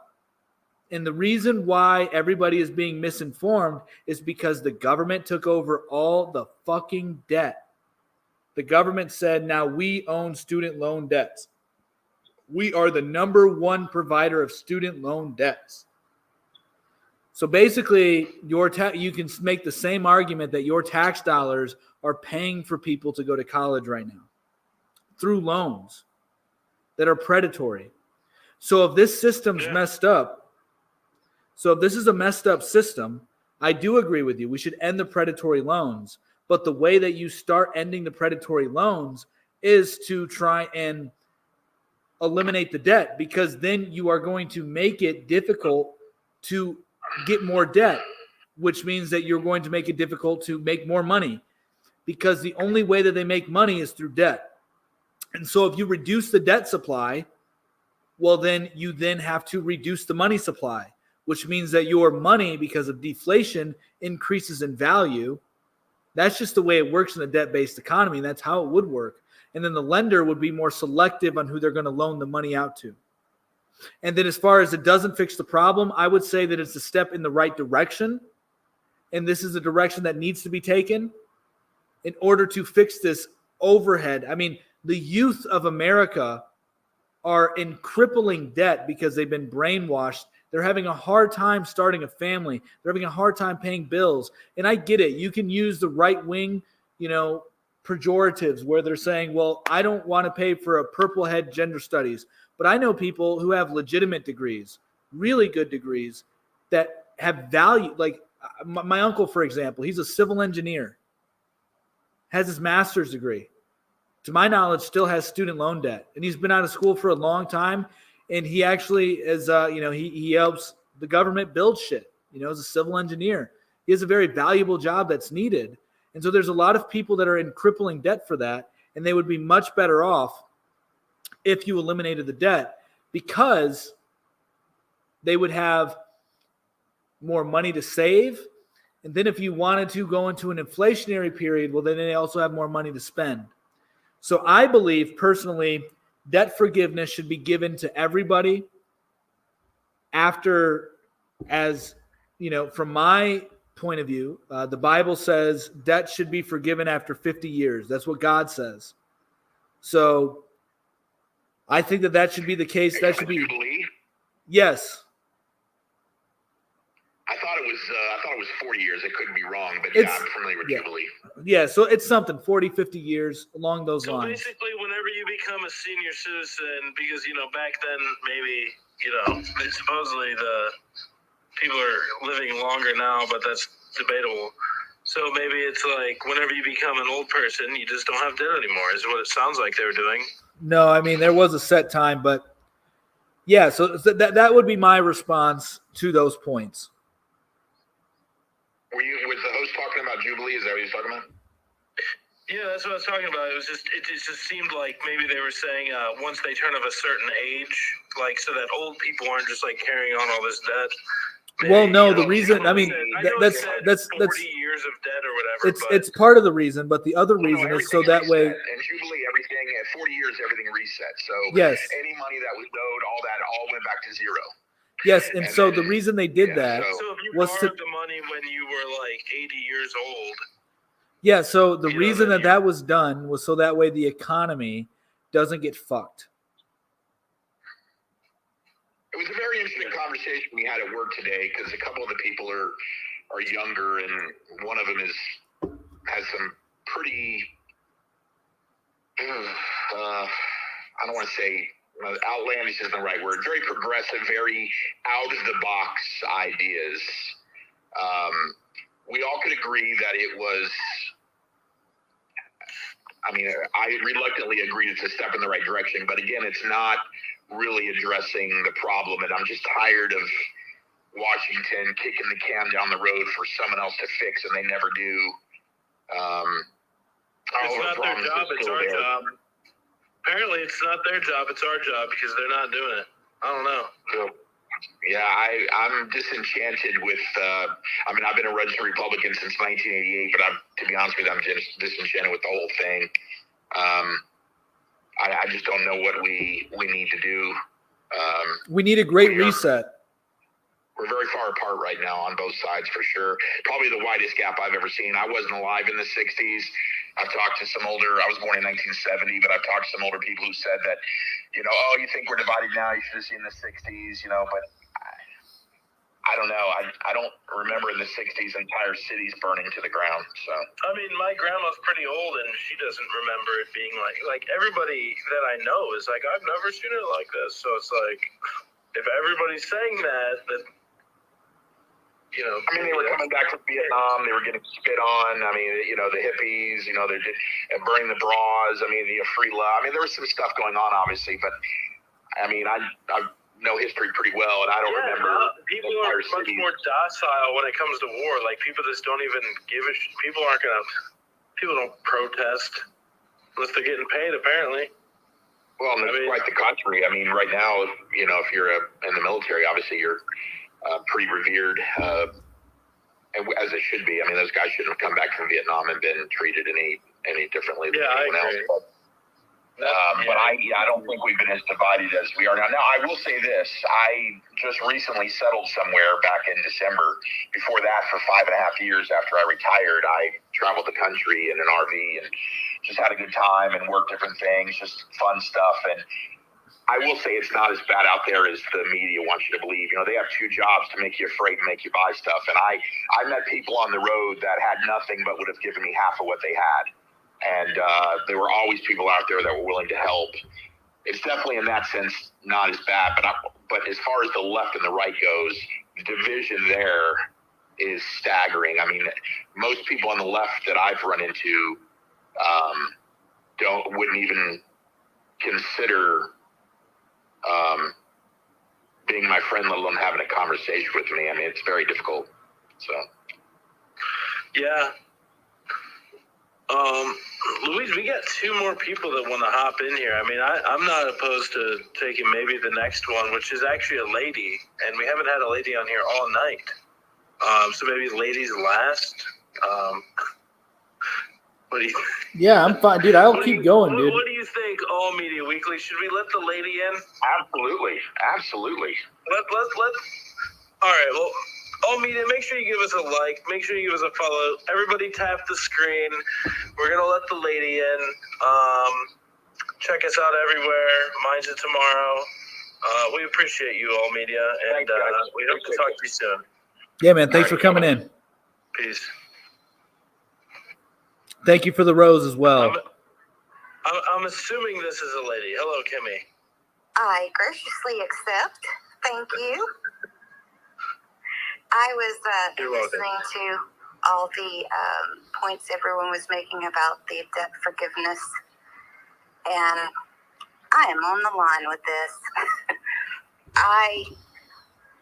In the back of my mind, yes, the system is broke, and throwing money at it is not going to fix it. When you read about the Debt Forgiveness Act and how it's working, it's basically paying off the interest on the loan. It's not forgiving debt. If you think about it, if you calculate how much it is a degree is and how much they're giving you towards it, it's paying off the interest. Yeah, so I really quick. It's the federal, and you're getting 20%. You see, the government's still getting their money. but they're truly not paying off the complete debt of the person. They still have to make 124 payments before it even begins. So Yeah.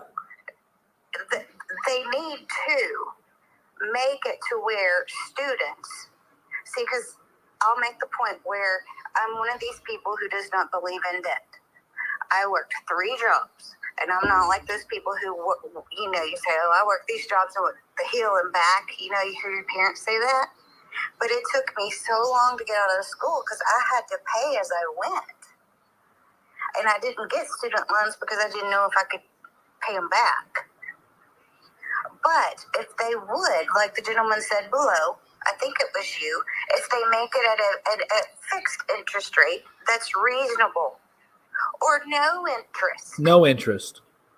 No interest would be I would go for no interest. I don't if think the government is, when it comes to education, and if the government has any hand in it, it should definitely be 0 interest. Well, I say that there should be no. The government, I'm sorry, You're fine. government loans should be 0. Now, if you have to go and do a private loan, then it should be less than 3%. If you can't get a government funded, but most people can. But if you work for the government, now, if you're a government employee or your parents are government employed, you also get assistance.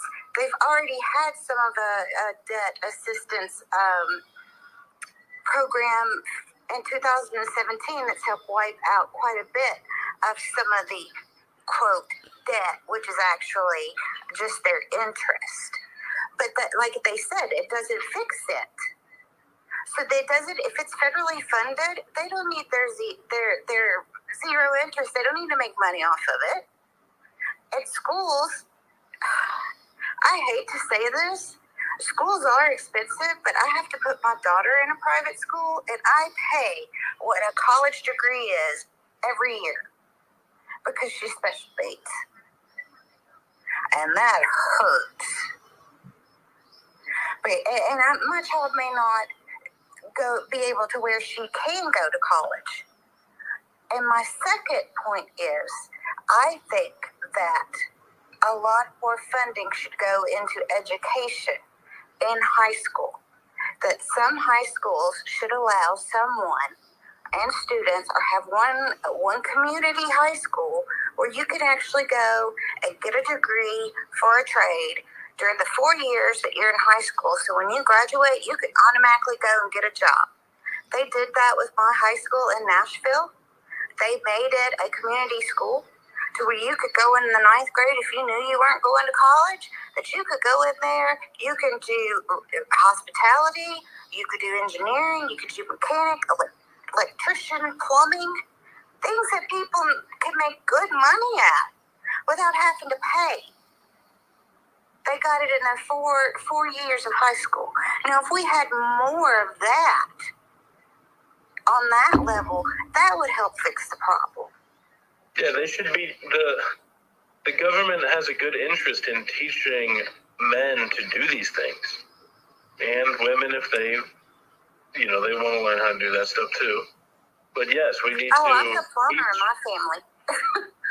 But you're the right. plumber of your family. Yeah, I'm not opposed to it. I think women need to learn how to do shit like that too. You know, it's good to be able to know shit. I'm just saying, I think,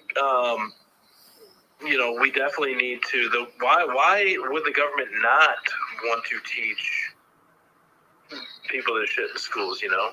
Other than they trying took to it destroy away. We had it when I graduated in '92. We had those classes in '92. Well, and what's the reason for that? Are they going to promote that industry? Because all these industries are not doing that well. If you need your laundry machine fixed or plumbing and all that, it's not advertised well. There's not huge plumbing corporations and shit. They're all little mom and pop shops. They want everybody to go to college because they're recruiting everybody from the foreign lands to come here and take, high dollar positions.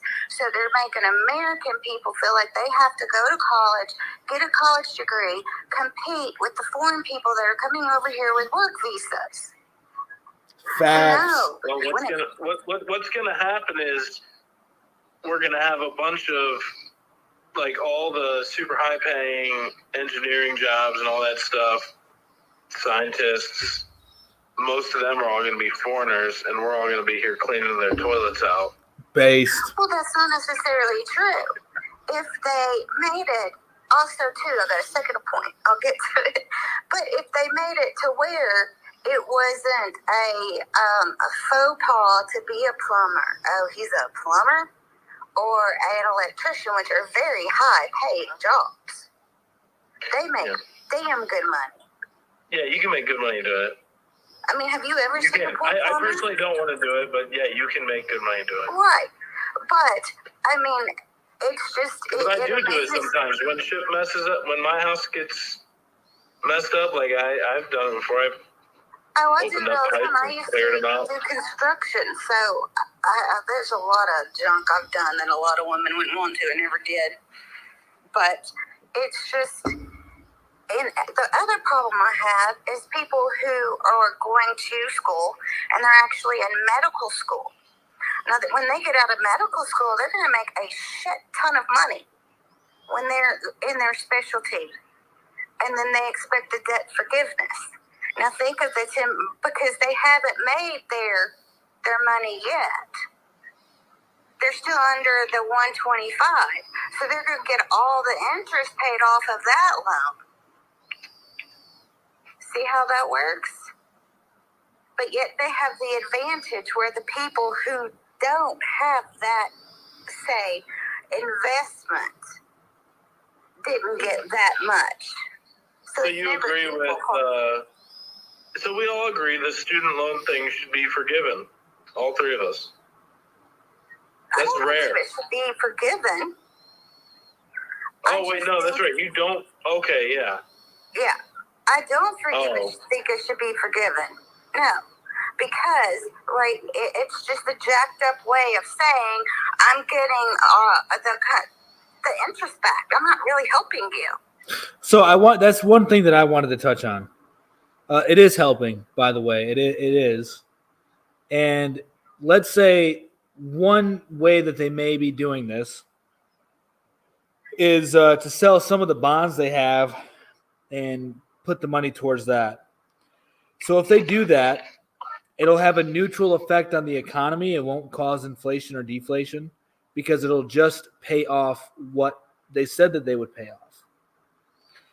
Now, if they actually did a true debt forgiveness, it would reduce the money supply, which would be deflationary because money is debt in our economy. So we don't know exactly how they're going to do it. Nothing's set in stone yet. So we'll have to wait and see how that goes. But I do think that this is a step in the right direction. And if it is passed, I did not vote for Biden. I voted for Trump in 2016. But if this passed, Biden did something that's probably going to be better than anything Trump did in his office, in his time in office. Well, that's true. And in the end, it doesn't matter who you vote for. Things get passed whether you like it or not. Facts. So, but I appreciate you letting me be the last one. Yeah. Well, is there anybody else in there, Mick? Yeah, no problem. I mean, I think there's another lady in here. So if we can continue the lady's last thing. I think her name's Vanessa. Yeah, let her. Vanessa I mean, if you got time, Mick, I got time. Kimmy, thank you for joining us. Give us a like, give us a follow, check us out everywhere. Thank you. We have multiple. Do you like sports, Kimmy? I do like sports. Check us out, MOT Sports on TikTok. Give us a follow. And then we're also on YouTube, MOT Media, and we post all of our stuff there as well too. So make sure you guys tap the screen. This is definitely going to be the last guest. Just V is fine. We're gonna let her on. Kimmy, thank you for joining us. Oh, I appreciate it. Yeah, have a great night. Weekend. You too. Both of you take care. Thank you. Peace. Bye.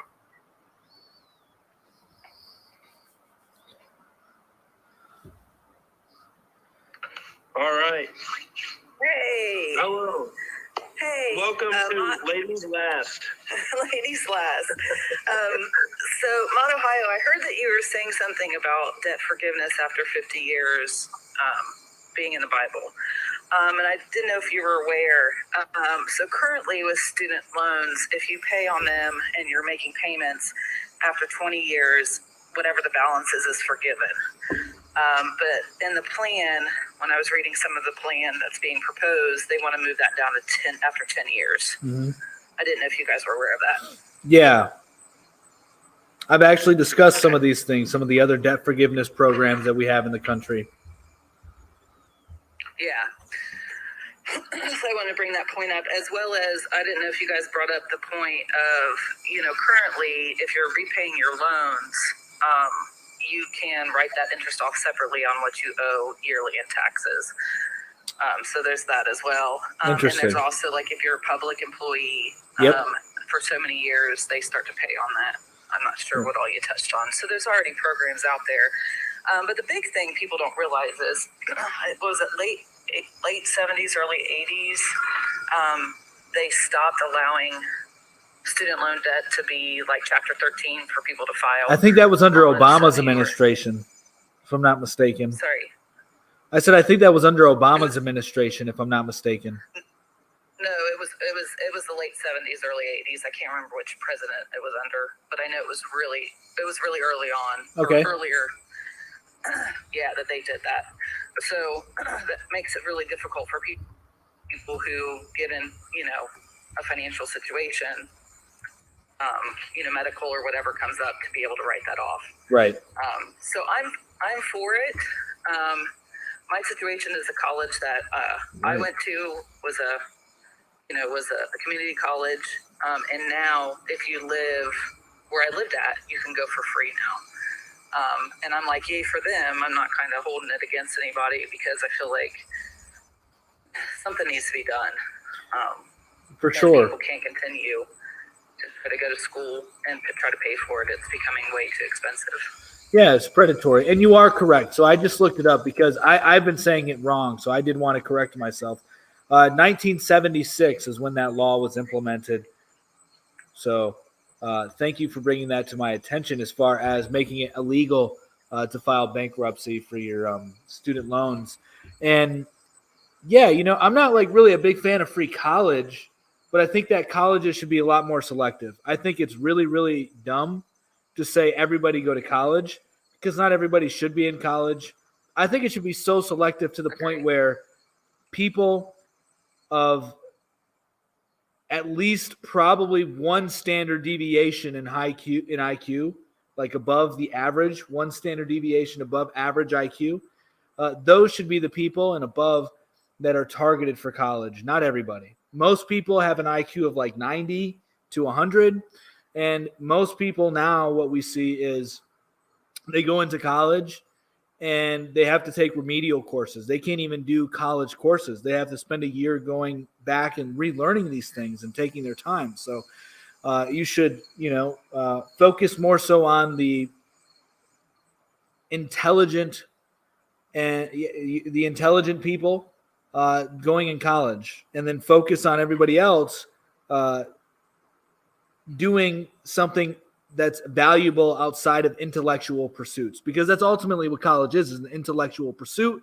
Not everybody is made to be an intellectual. Unfortunately, that's the way it is, but everybody does have a beautiful gift that they can offer society.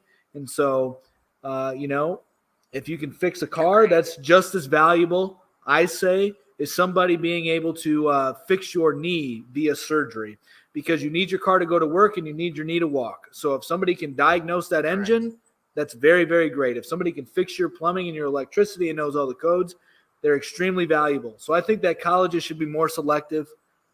And I don't think that student loan debt should even be allowed at all. Well, I can bring up a point. That's something else that happened in college that a couple points that people don't realize that's happened in my lifetime. I was working with someone who had a radiology tech degree, and when she was in the program at the university, they only allowed 6 people in the class because they projected out like what jobs would be available. colleges used to do that. By the time that she was finishing up her degree, they were letting anybody that wanted to take the course in. And they just did not, they stopped looking at projection. That happened across all kinds of fields of education and degrees. They just let everyone in. So now they have more people who cannot acquire a job in that field, and then not, maybe look at other avenues of their interest in something that is needed. So then we have like a surplus of those. Yep. As well, what was the other point? What else did they do with colleges? Oh, the adjuncts. So I'm not sure if you're familiar with adjunct professors and tenure professors. About 20 plus years ago, it used to be like 80% of professors were tenures at university and 30% were adjunct, and that has completely flipped. And it flipped about 20 years ago, I would say. And that is, it's really interesting how that works, because an adjunct professor averages about $25,000 a year, as well as they have to work for insurance and, their other benefits of a job that they would get when they're tenure to have those. So a lot of people, I feel like, aren't getting the full degree because those tenure positions were supposed to be people working in the field that did like one class to kind of just, explain what would happen when you get this degree, or if you go into this field, how it works, and kind of give some additional education and insight of what's currently going on in those areas. And that's changed too, which has allowed the universities to make more money. Yep. Because they're not having to pay tenure professors. Yep. And I mean, I would argue that the reason why they started to devalue the education and just let anybody take anything that they wanted was because the federal government started providing federal loans. And so they were able to just get the money. The money was just printing basically from trees. And so they were able to jack up tuitions. Kind of like the healthcare system. Yeah, similar. With the insurance companies. Yeah. Well, there was other things that happened. Like when I was graduating, there's a lot of jobs that would, if you got on with them, would help you pay for the rest of your college. Right. That's went away. A friend of mine actually was recruited in high school, and they paid for his degree to be a chemist and work for DuPont.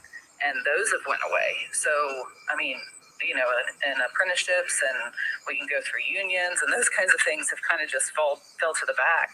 And we focus so much on universities, and have really got a big, huge student loan debt because of it. Yeah. I think that corporations, companies, businesses should start doing that again.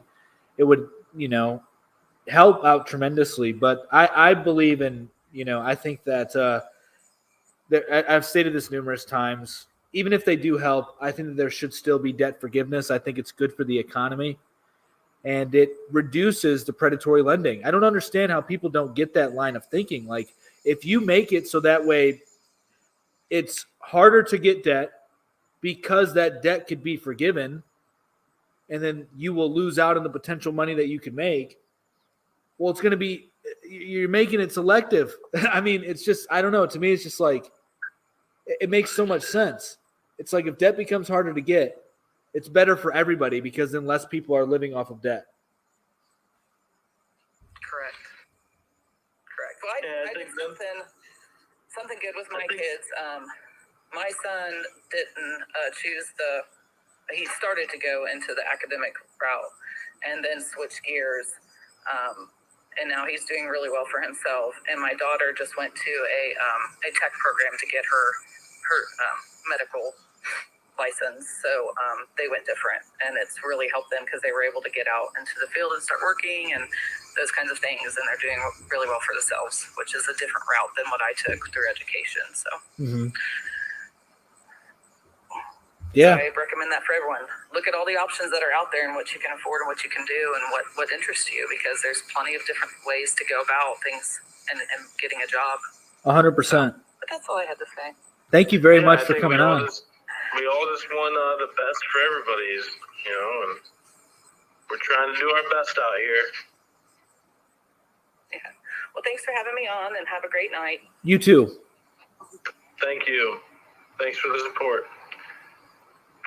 Whoa. I think that's it. Skank Hunt 6000. Now that sounds like it may be a lady. I don't care, I'm not dude. sure if we should do that. If- Skank Hunt. You can let her in if you want to. I'll be right back. Well, I don't want to be Good night, Kimmy's World. You know, we're gonna go Skank Hunt 6000. You know, that's a very interesting name. I'm gonna go ahead and just roll the dice, but I'm gonna let you know that this is gonna have to be cut short soon, Skank Hunt, because I just hit 9% on my phone. G'day, buddy. How are you? It's not a woman. Or All right. is it? Ladies last. This was the ladies last. No, I'm a guy, bro. All right, what's going on, man? What's up, Skank Hunt? We good to go? All right. So I don't know about the student loan thing because I'm from Australia. I've only been reading about this last couple of minutes on a couple of other lives. The great reset, I'm not going to talk about that. Censorship is good. Andrew Tate should be censored. Can you please tell me why you believe that? Well, hold on. Before that, can you please tell me why you still live in Australia? I mean, look at the place. Do you see what they've done to the country in the last 2 years? Are you trying to get out of there or what? Well, this is the thing, though. I usually come to the States every year because I've got family in California, Vegas, and in Texas. I've got a business in Texas with my brother. We flip homes, so I'm 50% partners with him there. However, I've been stuck in Australia for the last 2.5 years simply because of this whole COVID situation. And they won't let you leave? Well, they didn't let me leave at the start, but now I'm free to leave, but your country won't let me get in because I haven't gotten the vaccine. So, yeah, it's unfortunate. But I mean, I can come in. I'm surprised, because you're in Australia. They're real strict about it, or they were real strict about it there. I'm surprised they haven't forced you to. No. They were strict about it. So a lot of people with my field of work, there was no mandates, so I got away with it. But a lot of other people, they either got coerced into it, one of my brothers included, because it was either get the jab or you don't have a job. And the timeline that they put into place was very short. So they put it on, for example, at the start of this week. In 2 weeks' time, you had to get it, or by the Monday after, you can't come to work. So there was a lot of people, like I said, got coerced into it. And in certain other fields, even up to now, it's compulsory for them to constantly get the boosters. Teaching, for example, one of my friend's wives, she's a primary school teacher, and she had to get her 3rd or 4th one, I think, not long ago. And the teachers in one of the states in Queensland that didn't get the jab, they had to not go to work, obviously, for a couple of months. However, now that the mandates have been lifted and they are allowed to go back to work, get this. They have to pay, they get paid 10 or 20% less of what their wages are, simply because they didn't get the jab at the start. Even though legally they can come back to work now because there's no more mandates. So, yeah, you're right about that part, with Australia being a little bit cuckoo in the head. Cuckoo! Yeah. So, yeah, like I said, I've always wanted to go to Australia, but after I saw all the nonsense that was going on over there, it kind of turned me off of ever wanting to even visit. Yeah, I understand that, man. I've been turned off this place since 2020 as well. I mean, in the city where I'm at in Melbourne, in Victoria, we had the strictest and longest running lockdowns in the world. We literally broke the record for number of days in lockdown. It was like over 280 days, I think. The record? Into like, we're going to break that. We're going to break that. We literally broke the longest days in lockdown in the world. It was literally over 280. Don't quote me on that, but it's definitely over 280 days. That was obviously split into 6 or 7 different lockdowns over the year and a half. But yeah, we went from literally the most livable city in the world 4 or 5 years in a row. Literally from the most livable city in the world to the most lockdown city in the world within a matter of like 6 months. So yeah, not the best place to be during lockdowns. I know a lot of people that got suicidal because they lost their businesses. They weren't allowed to open. I know a lot of people that went towards taking drugs to deal with their anxiety and their depression. I know a lot of homes that were wrecked, a lot of divorces, a lot of domestic violence cases went up because the parents were literally at home 24/7 with each other. And as we all know, as much of a love and fun relationship as you can have when you're with another person for 24 hours a day, 7 days a week, and you're not allowed to go out of your house for more than an hour a day, to go do your shopping or exercise, it can get pretty hectic. So, yeah, that drove a lot of people towards, how do I say it, a lot of unfortunate events in their lives. So that wasn't very cool, but it is what it is. What can you do? Now, in my city, over 20,000 businesses have gotten together and they're starting, what's it called? They're doing so they're suing the government because majority of the cases that started off with COVID infections at the beginning in 2020 was due to the hotel quarantine system that the government had set up, where they literally had no health and safety training. The security guards, they were walking around with one mask every day and one set of disposable gloves, which they had to take off camera, so people don't find out about the dodgy stuff that the government was pulling. And that led to over 18,000 infections within the first 3 to 6 months, and over 796 deaths.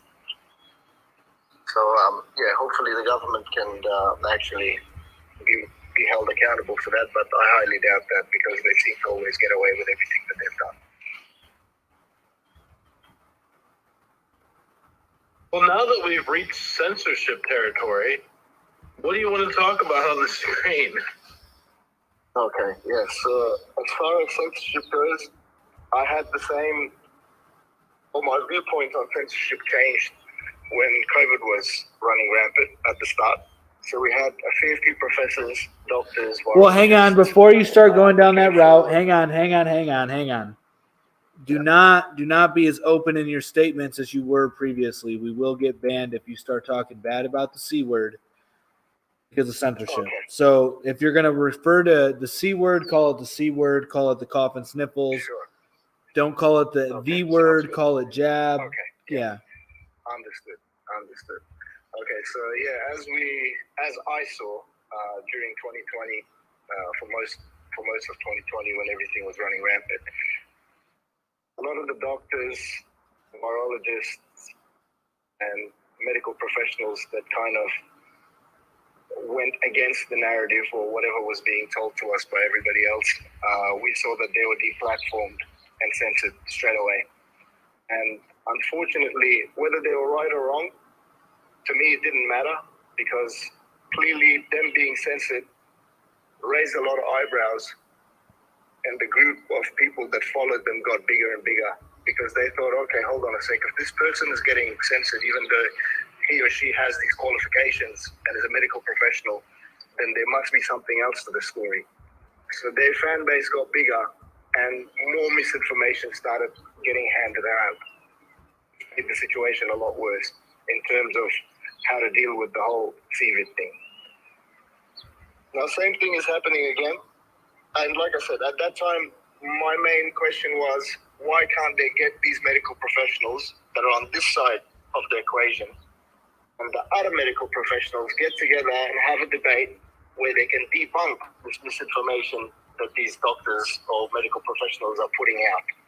That way, the people that are following them, that are in the wrong, can see that these guys are wrong and they should not be followed.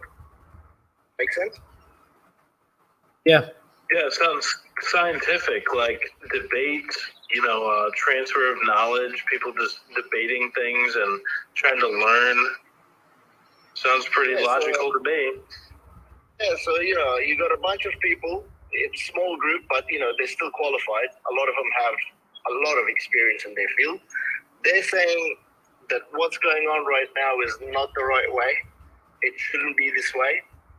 Instead of banning them and canceling them and making them go quiet and giving the people that, follow them more fuel to their fire, if they had sat down and the other medical professionals who are leading the way, with the messaging and everything that was going on, come on here and say, okay, you're a medical professional, I'm a medical professional, yeah? What are your viewpoints? Okay, da. Okay, that's misinformation. Why? This is why. Debunk, that's it. That way the follower base won't grow. There won't be more misinformation being handed around. And, society will be a little bit more easy to handle. Now, as far as the censorship of Tate goes, I personally believe that it's unfortunate that what he has said, and don't get me wrong, I don't agree with a lot of things that he says. Coming from an Islamic family, I'm a Muslim, so we believe in, or at least my family, we believe in being loyal to one person, being a good husband, not cheating. What I have a problem with is, unfortunately, there's certain things that he said that have been taken out of context due to a few short clips from a very long podcast. And unfortunately, there's a group of extremist feminists right now that are filling up the minds of young girls and some young guys with the wrong information. They have a problem with masculinity. They openly bash men every chance they get. In the world that we have right now, if you look around, that's being built to us. We have these freedoms, especially in the West, because a lot of men sacrifice themselves. Whether it's through war, whether it's through innovation, technology, the infrastructure that we have, all these buildings that we have, from the garbage that gets collected to the train tracks, to the buildings, everywhere you look around, these are hard jobs that men do every day. And Andrew Tate states this.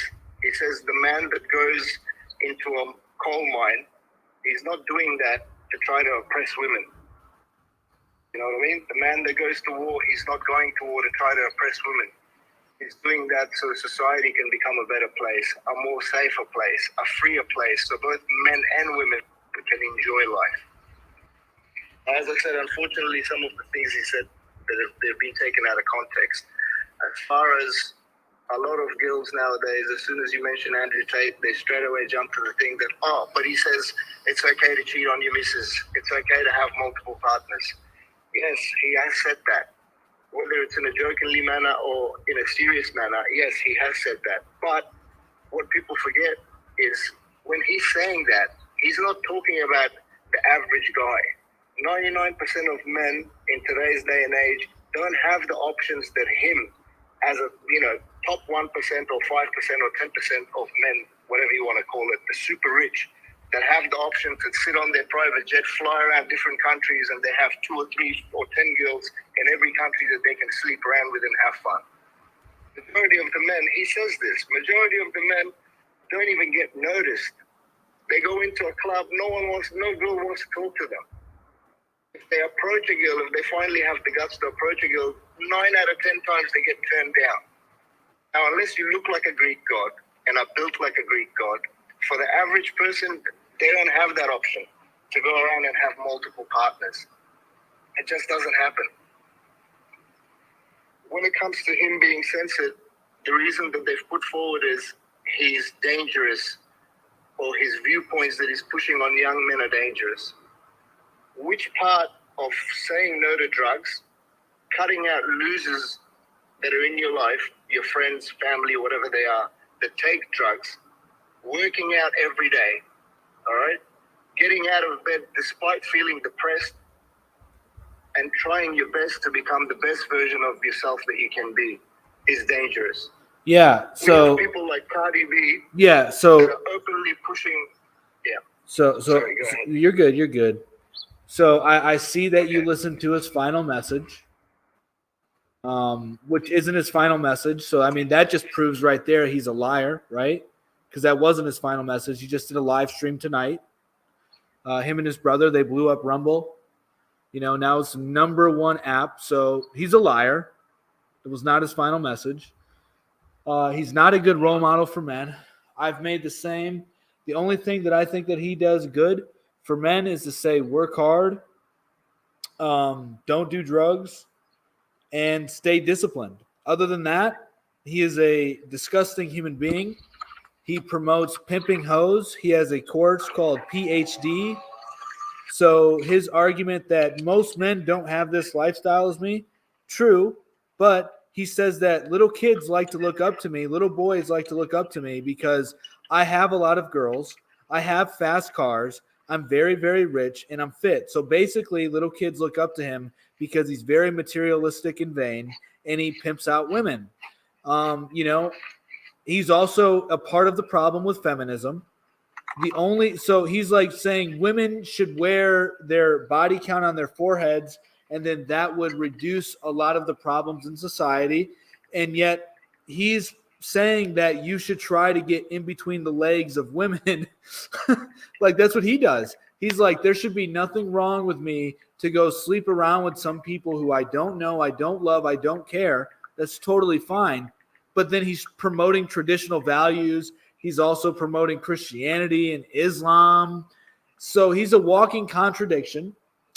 And he is horrible for men. He really is. He just promotes the epitome of materialistic, vain lifestyles.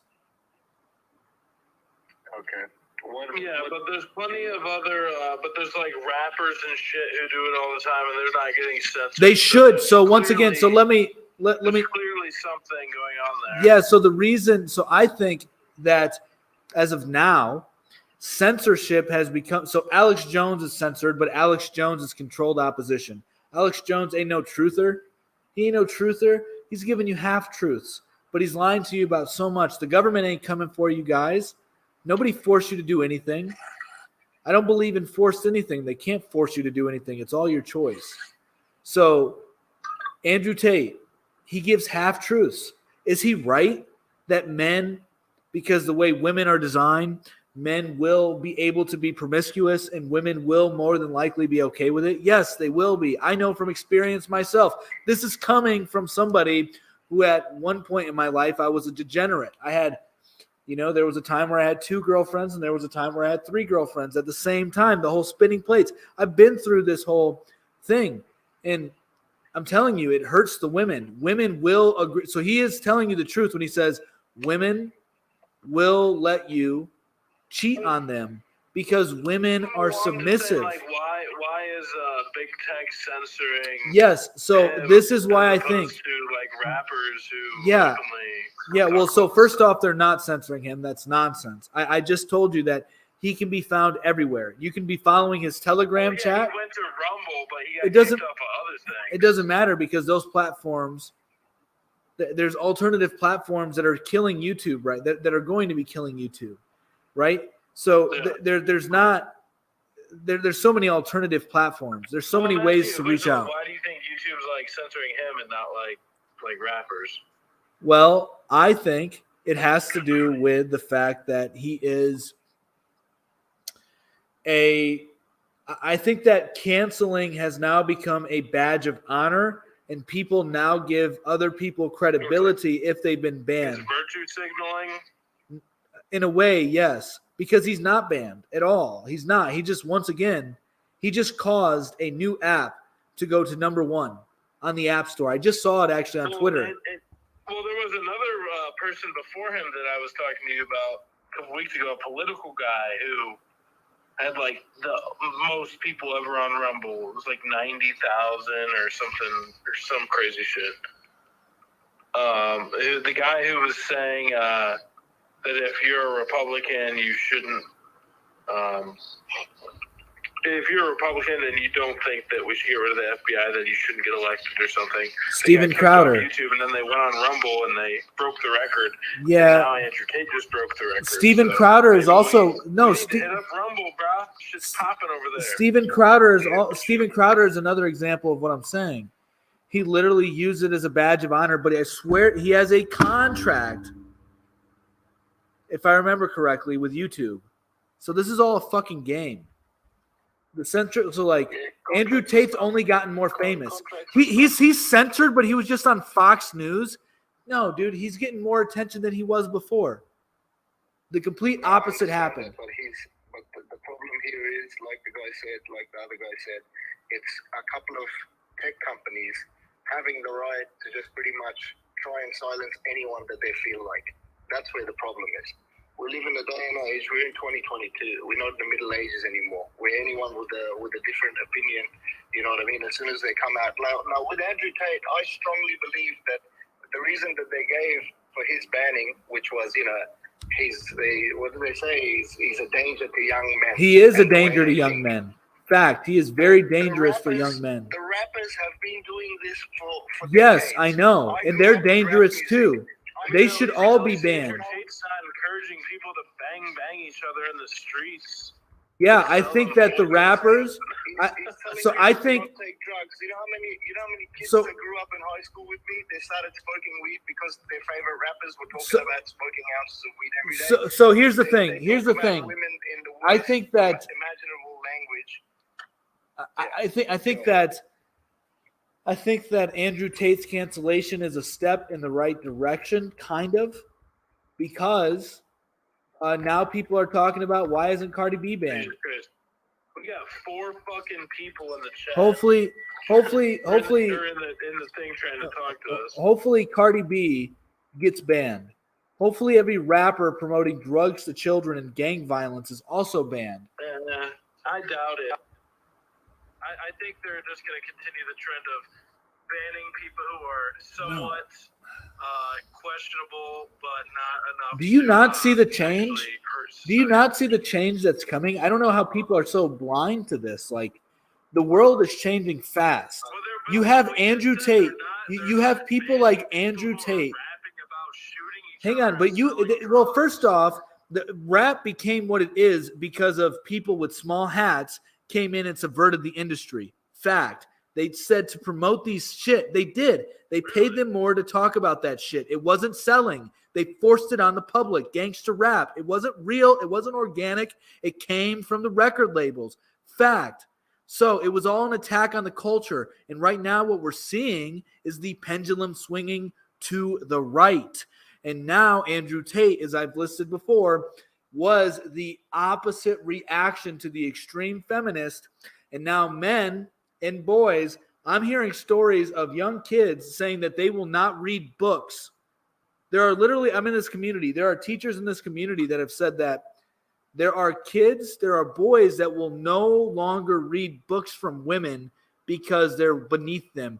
And whether or not Andrew Tate is saying these things, he is at least giving off the vibe. I know he's not saying that men, he said that men will do all this shit for women. Fact, they do. He speaks in half-truths. But then whether he realizes it or not, a lot of young men, a lot of young boys are now no longer reading female authors. They're no longer wanting to listen to women at all because they feel that they're beneath them. And they're walking around calling themselves top G.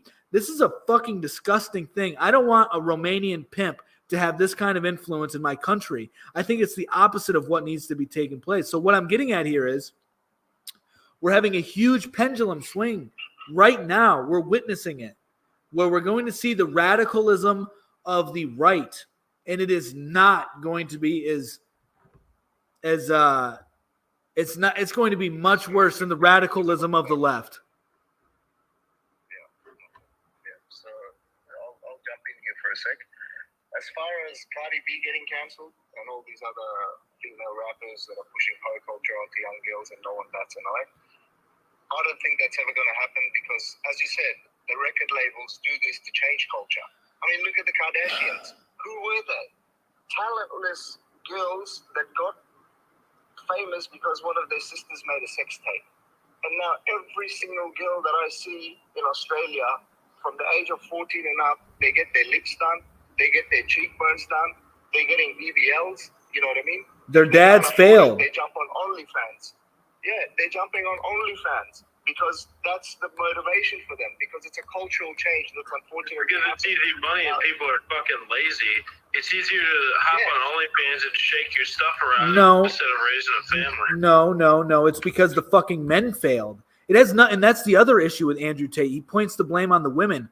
Fuck that. Men are the leaders. If you're going to be consistent with your alpha mentality, then you should be able to say that no, men have become PUSSIESs and are not standing up and protecting their women. Women had no rights until men decided to give them the right to vote. The women didn't have any right to go outside the home until men decided that they can go outside the home. So it's the man's fault, not the female's fault, why the society is crumbling.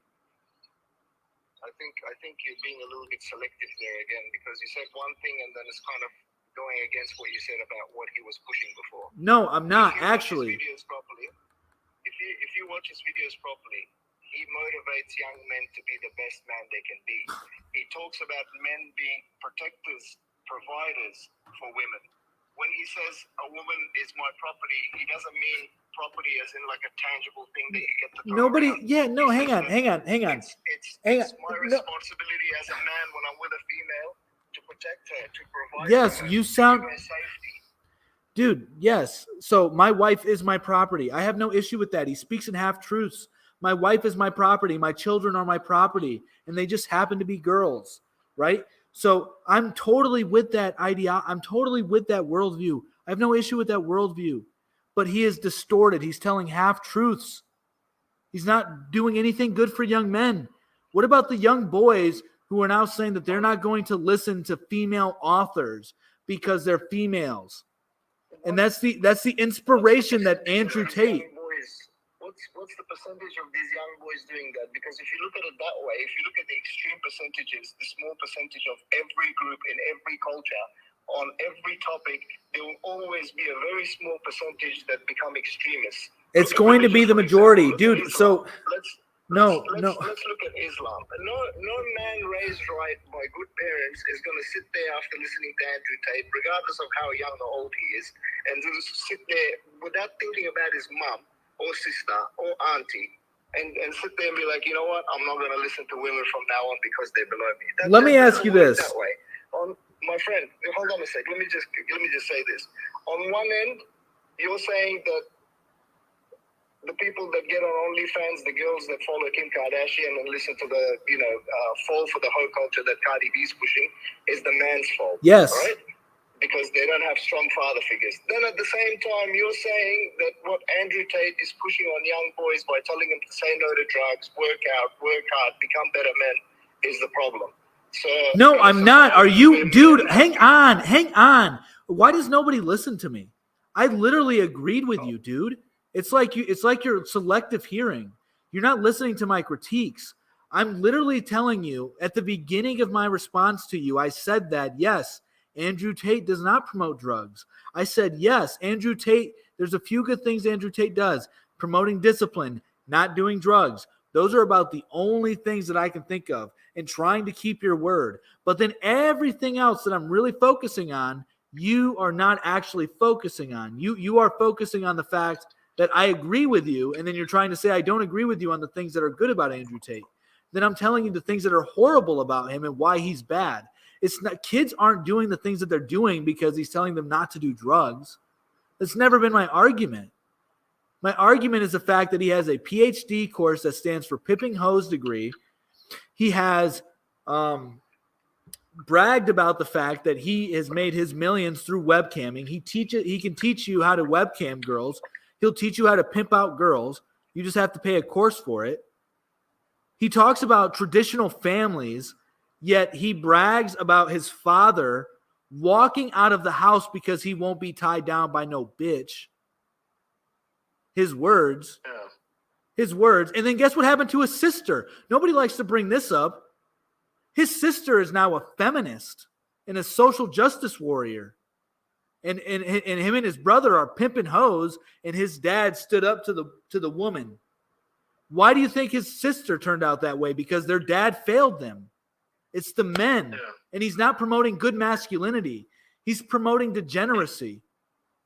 It sounds like Andrew Tate is filling the void of a lot of weak men who had no dads. A lot of men have. Yeah, he's like the daddy to a bunch of boys who don't have fathers. But yeah, I think we're going to need to end it soon. We've been going 2.5 hours. We had a bunch of people in here who wanted to join. There was like multiple women. They're like, are you going to let some women in here? Before this guy, we had 2 women in here. We've been going for 2.5 hours. You guys are more than welcome to hop on whenever. we do streams like every day almost. So, but yeah, I mean, do you guys have any last thoughts? I gotta get off here. No, man, good discussions. I mean, I only joined towards the end, but yeah, that was a good discussion. Nice and polite. I like that. Compared to some of the other discussions that I was a part of, where I got attacked by extremist feminists. That's one of the reasons why we only let one person in here at a time, too. Because if you let more than one person, it's like just too chaotic. That's right. Yeah, no, it's a great system we got going on. I appreciate it. Like we're actually like the reason we're only letting one person on a time. It's nothing against you guys. It's because we actually appreciate your opinion. If we let a whole bunch of people on here at once, nobody's going to hear what the fuck you have to say. So it's like, we're actually doing you a service there. So. Right. But yeah, make sure you guys like, yeah, man. Thanks for coming on. follow. Thank you very much, buddy. Like, follow, check us out everywhere. Louise, any final thoughts? No. I mean, I pretty much said everything that I wanted to say several times in different ways. But Salama, no, we are not afraid to debate an intellectual woman. In fact, I think that we have a lot more in common than you might think. And, on Monday, I'll be doing a live stream. why even address that, dude? Midnight. When somebody does that to me, I just like automatically assume that they're just retarded. I'm inviting her on the show. Come on Monday evening, and you can come on, and then we'll talk. I'm not trying to dodge you. It's that I've been on here for 2.5 hours, and I worked all day, and I'm tired. So. Okay, so just one last thing that I'd like to say is I think as human beings, we should just try to be as good as we can to each other, regardless of what anyone says, regardless of how much we love them or hate them. When you are born, no one tells you that killing your mom is a bad thing. You don't need to get told that by anyone. You automatically know that. It's just an essence as a human being, something that's given to you, whether you believe in God, universe, whatever it is. So I think the best thing we can do is just try to be helpful to one another in today's society where the powers to be are always trying to put us against each other. The best thing to do is just listen, understand, and just try to be a bit more appreciative of the life we have, because other people have it a lot worse, and there could be much bigger issues in life. So, fact. Yeah, man. Thank you for that. Good chat. Likewise, man. Hopefully next time we can get on. Take it easy, guys. You too. Thanks, man. All right, everybody. Follow everything MOT Media, MOT Today 1, MOT News, MOT_Ohio, MOT Sports. We will be back. I don't know. I may do a stream tomorrow. I'll definitely do one Sunday from the MOT Ohio page. And then for sure there's going to be a stream Monday evening around midnight. So, we have more content than you can watch. I promise that. Yeah, for sure. You guys have a fantastic weekend, and make sure you stay ahead of the curve by following us. Yep, much love. Peace.